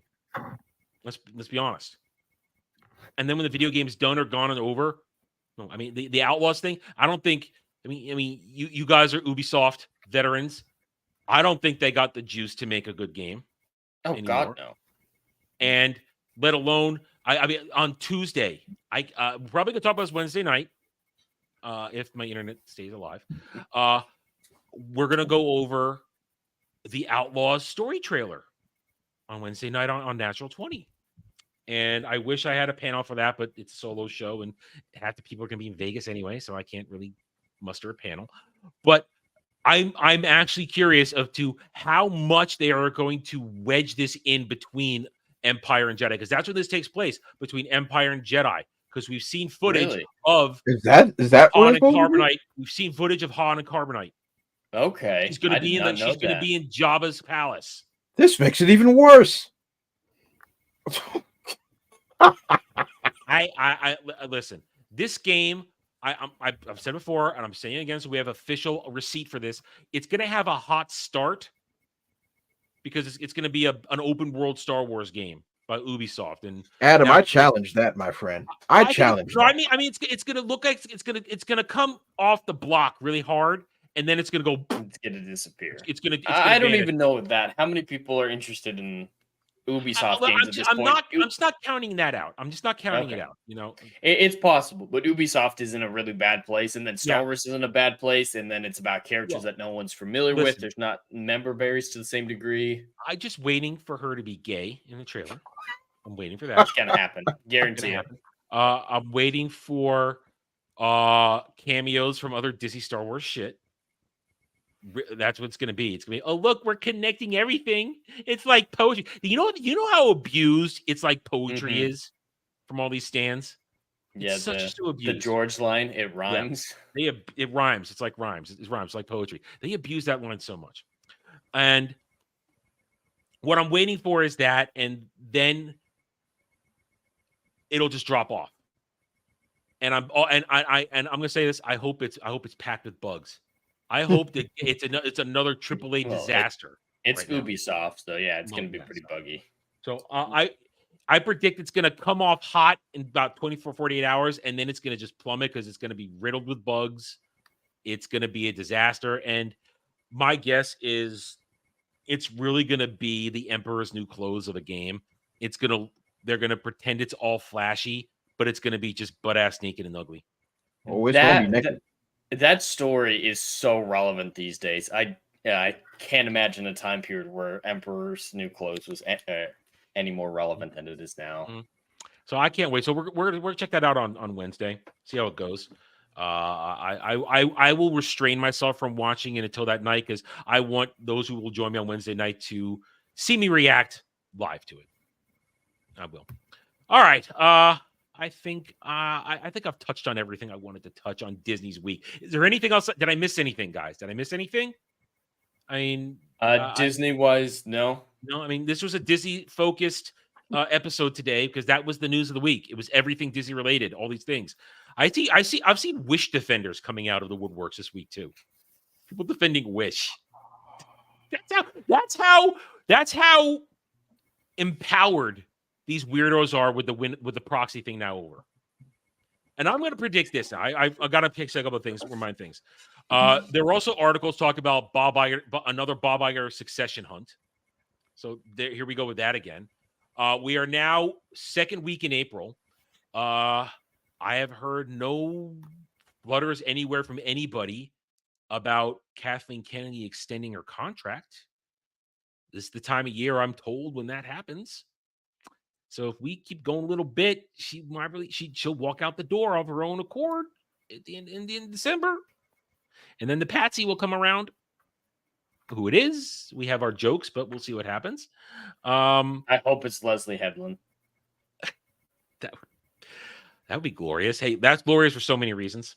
It would be that. I have no idea.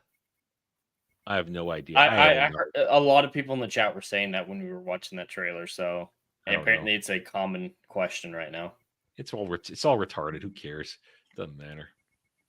Nobody watched Rebels. It doesn't matter. Yeah. I'm saying again, I'm feeling that KK is going to get her ticker tape parade out the door in December. I'm hearing nobody's rumbling about a contract extension right now. I haven't. Those who do the rumblings, who hear that stuff, I haven't heard it. And I wouldn't be surprised if Iger runs away from this as well. Now that he's secured this for the moment, and because here's the thing. I mentioned it earlier. I wanted to save it to now because I want to get your take on this, guys. A prediction on this, and see if you line up with me on this. Now that we are past the proxy war, this could happen all over again. Jed, you mentioned it. All it takes is another disastrous year, and they can line up. I wouldn't be surprised if next time around Elon gets involved, because it was too short notice for Elon to get involved this time. Mm-hmm. But we know how Elon feels about Bob Iger and about Disney, and he was happy enough to be King Troll on the sidelines this time around. I would not be surprised if he gets involved next time around. And then that means it goes from a board battle to a hostile takeover. Because I think that's what comes next. And I want your opinion on this, guys. I think next time around, it's not a battle for the board. It's a full-on hostile takeover. Because I didn't cover this article because of course I don't have actual numbers to refute it, but we know it. You guys all saw the article that said that they happily put out, Dial-Up of Destiny only lost $134 million. Bullshit. Yeah, I did see that article. I mean, I don't know who they're trying to trick with this. If a movie was over $350 million, $450 million in cost, 2.5 times for break-even budget puts it in the 800 millions. Add in marketing, goes to $1 billion, and you only made a couple $100 million. How do you only lose $134 million? That movie lost at least $500-600 million. That math ain't mathing. Well, so I'm like, even 130 million? Yeah, crazy. That joint didn't even come close to its budget at all. You only lost. That's not how money works. And did they release that number after the proxy vote? I missed what day that dropped. Was that article after the proxy vote? Might have been. But even if that number were true, hypothetically, let's pretend it's true for half a second. That's not the win they're acting like it is. That's still terrible. Why are you bragging about losing that much money? Even if it was a normal times, that would still be that's your fired loss. That's horrible. That's Kathleen Kennedy. You're fired if this was normal world and not clown world, which we always well, even if you take it like Jed said, even if in some bizarro world thinking of that Joe only lost $134 million, everyone is fired. Yeah, it's not even close. Yeah, everyone. They'll be firing people's dogs when it's all said and done. No one will survive that person in the industry. Yeah, I'm like, yo, whoever wrote this is not a win, no matter how you spin it. Yeah, well, James Mangold got rewarded with the Star Wars movie. Oh, did you hear who they given him to be his writers for the Star Wars movie?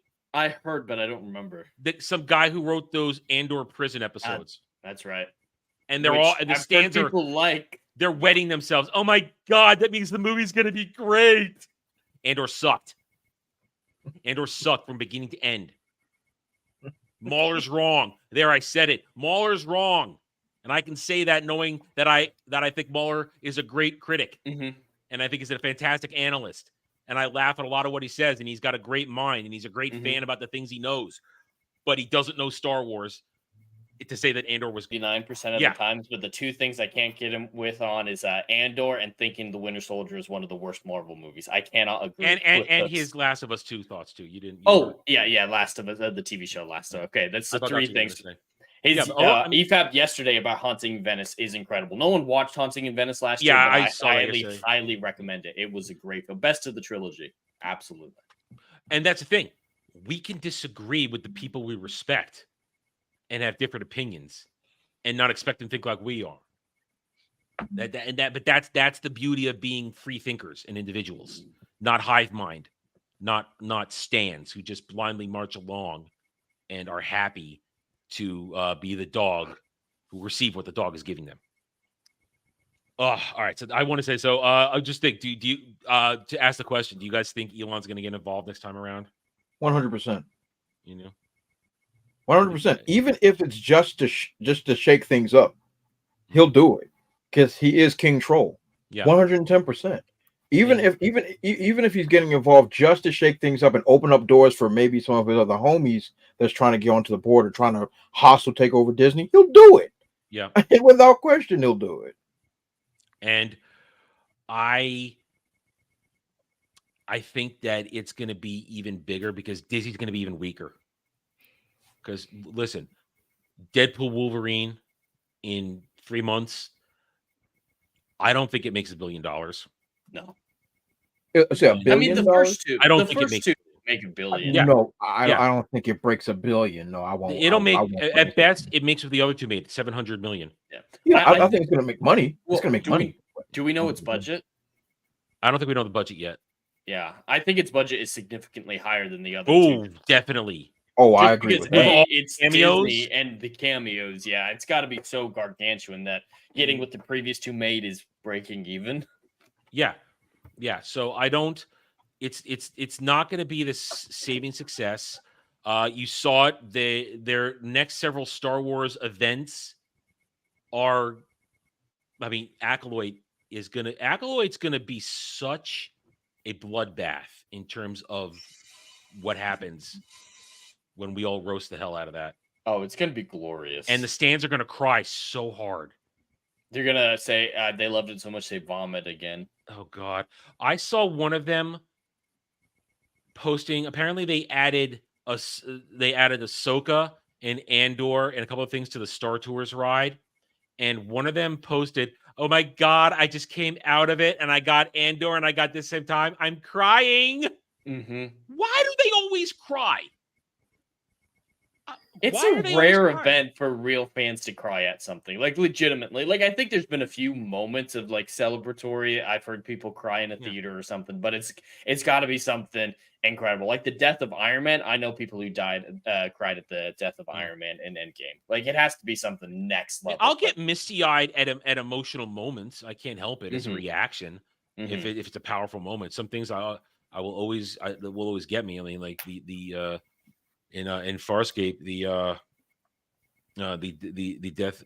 Oh shit! No, I can't. I'll spoil it. I don't want to spoil. People haven't seen it, so I can't do it. But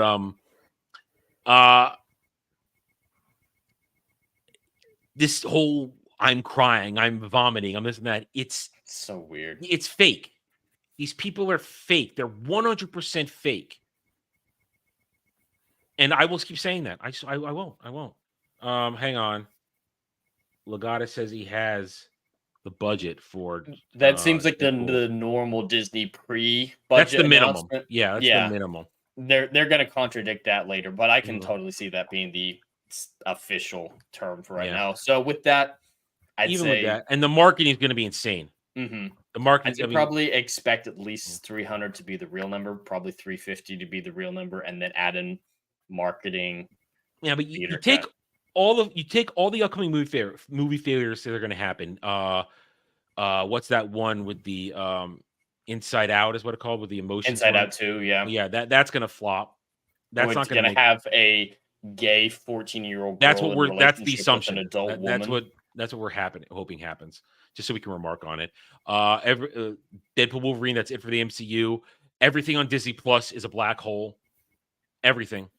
No money's made on that. They still have to pay off the money for Hulu. Now that they have surrendered the Reedy Creek stuff, here come the taxes. Taxman cometh. The parks are not bringing in the money. The parks cannot support what they're doing anymore. They lost all the money on Galactic Star Cruiser last year. They're still reeling from that.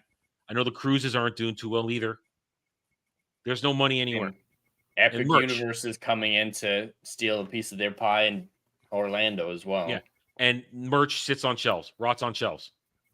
People are not the games. They don't make profit off the games. They make a licensing bit off of that. So when the time comes and Nelson Peltz wants to do this again, and they'll find a backer like Elon Musk for a hostile takeover, it will happen, and Disney will be weaker. So it'll happen. May not happen this year. Might not happen next year. But I think it's going to happen because Disney, their stock went down as soon as they won the proxy war. The stock went down and it has not recovered. That's a problem. Yeah, that's a problem. That is what the world sees. They see failure, and we're gonna watch it burn. Hell yes, it's not our Disney anymore. The hell with it. Okay, I'm done. All right, I got nothing else. You guys, if you guys don't have anything else, let's wrap it up. Jed, what you got going on this week? Just my normally scheduled videos, live streams, nothing unusual. The biggest thing that I want to talk about in this outro is people want me to make a video on the Liam Hemsworth physical reveal. It is such a nothing burger that I will make a video on. That happened? Oh, his figure, not his costume. Oh. You want to see it? I have it pulled up. Yeah, sure. So, yeah, this is so unimportant that I'm not going to make a video on it. I want to see what he looks like, not what his action figure looks like. This is him post his workout for season 4. So he went on his brother's roid regime. Big deal. Basically. And I mean, he is replicating Henry Cavill's physique, but I always had a problem with Henry Cavill's physique. Geralt isn't a bodybuilder. He is an adventurer, so he should be a lot more lean. The games nailed his physique perfectly. And Henry Cavill was just too big, in my opinion. I never liked the look of Henry Cavill. Loved the acting and the portrayal and the knowledge, absolutely, but the look of Henry Cavill was never right for me, and this is just more of that. Well, Lesser Hemsworth is trying to make himself look like the Hemsworth we actually care about. Look how big his hands look. It looks a little disproportionate with his head. Ask me. It looks weird. I thought that he just looked like his brother. Well, it's not going to work. That. Yeah. You're not even going to waste your time with that, are you? I don't know. When we get there, we'll see how I'm feeling. I definitely want to review the rats. make me suffer it? Yes, I'm gonna make you sit through the rats because What's Your Blood Origin was so much fun, and the rats is gonna be along the same line of things. You ready for the gay, diverse teenagers pretending like they're Robin Hoods? No. But I guess I'll have to be. Mm-hmm. All right. The lesbian grapist it's okay because she's lesbian, even though her friend, a man, is also a rapist, and that's bad. So male, female rapist, the gender makes one good. The other gender makes him evil. All right. You excited for that? You're gonna be excited for my reactions, I bet. You're excited for that. Oh yeah. Oh, I just love Dre's reaction just to hearing that. Yeah. Well, Dre doesn't have to actually be there. I do. Nope. You Dre. don't want to watch the rats? No, he doesn't. So, what am I up to this week? Yeah, so, this week, regular scheduled programming on the Brew Playing Comics YouTube channel. Dropping a video every Monday, Wednesday, and Friday at 12 p.m. Eastern Standard Time. Nothing special this week in regards to videos being dropped. Just whatever news is going on in the streets, I'll be there.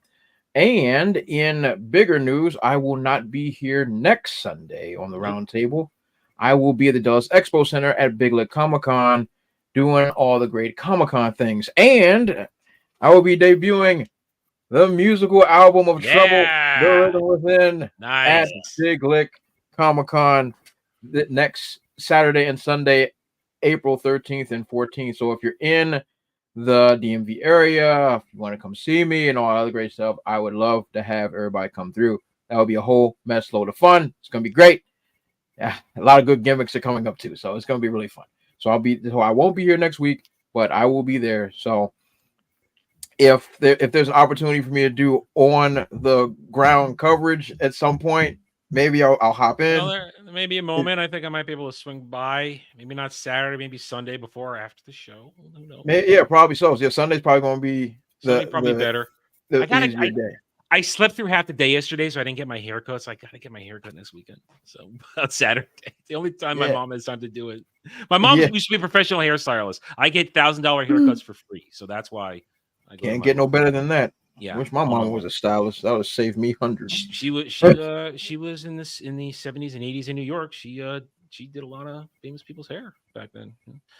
And so I've been getting those $1,000 haircuts my whole life. So it's gonna be weird if one day I have to pay somebody to cut my hair. I might just shave it all off. Fuck it. Anyway. All right. So yes, that's awesome, Dre. Soundtrack. I love soundtracks, especially when they match up to shit. I love that so much. I mean, I make up my own shit, but it's borrowing other people's crap. So anyway, Dragon Lady, got anything going on this week? I'll be doing my usual simming on my channel, so that'll just be it, I think. All right. Okay. As for myself, as you guys can see, since I'm on camera, the internet is working again, which means gaming streams are back on the table. However, we're almost done with Final Fantasy VII Rebirth, but I'm at a point where I'm on someplace called Gilgamesh. You can watch a clip of when I finally did beat a particular fight there, but that was after 2 hours of trying. I don't think I want to stream the final couple fights. I will record them. And also now, because I have a headset problem, makes it a little annoying. So there will be a Final Fantasy Rebirth stream either later tonight or tomorrow, because there is no Natural 20 tomorrow. Devil's on the road. Samuel's internet is out anyway, and everybody else who usually would come on are also either busy or on the road to Vegas. Therefore, I thought, you know what, we'll take a break this week. I'll probably stream tomorrow night, and we'll try to finish the game up. We're almost done. And then we're going to be rolling into gaming-wise Final Fantasy 14. The group is getting ready. Some guys are already ready, but a lot of them are in Vegas this week. But afterwards, we're getting into that. It's going to be a lot of fun. Otherwise, Natural 20 on Wednesday, regular videos, stuff like that throughout the week. And then Friday, it's Fallout Day. Fallout begins. And we will be talking about that next weekend. We'll be joined by a guest or two. And then when he comes back, Dermy will be joining us to talk Fallout every weekend because he'll be reviewing it as well. Other than that, I will also, as I said earlier stream, I will not be on Ballbusters in Vegas this week because, one, I'm not in Vegas. It's only going to be an hour long. And if you're kind of not there, which they're going to be just talking about shit that's going on there, what's the point? There's no reason for me to be there. And they're also going to probably be really, really more drunk than usual. And I don't want to be the one guy sitting on the screen, literally phoning it in while they all dick around in the studio there. So I'm taking the night off, or I might be on Samuel's channel if his internet is working by then. He's invited me to join him on Friday night. Other than that, Jed, what's our movie this weekend? Our movie is a film from my childhood, unlike the black and white films from Adam's childhood that we've been watching for the show. We will be watching the 2006, I believe, classic Jerry Bruckheimer film starring Nicolas Cage, National Treasure. All right. Nothing wrong with National Treasure. A nice, safe, fun film when Disney could still make movies. Yeah. I know that's a thing. That's I'm sure that'll be the commentary then. So catch us Saturday Night Drive-In, probably 7 p.m. Eastern, because I give that little extra window for the haircut because it can run long. I know Jed looks at me and goes, you short-haired son of a bitch. What are you talking about, your haircut? It's a little shaggy. About 5-6 weeks at this point. Takes a little longer to get the cut back. But so probably be there 7 p.m. Eastern. And then we'll be right back here 2 p.m. next Sunday for more Roundtable. Listen, this week provided. I'm definitely Fallout will provide and other things will provide as well. We look forward to it. Thank you, one and all across the chat. We do not continue to bring you our suffering without your support. Hit that like button, guys. Subscribe to everybody in the channel below, and we will see you next time. Until then, guys, take it easy. Have a good night or day, wherever you may be.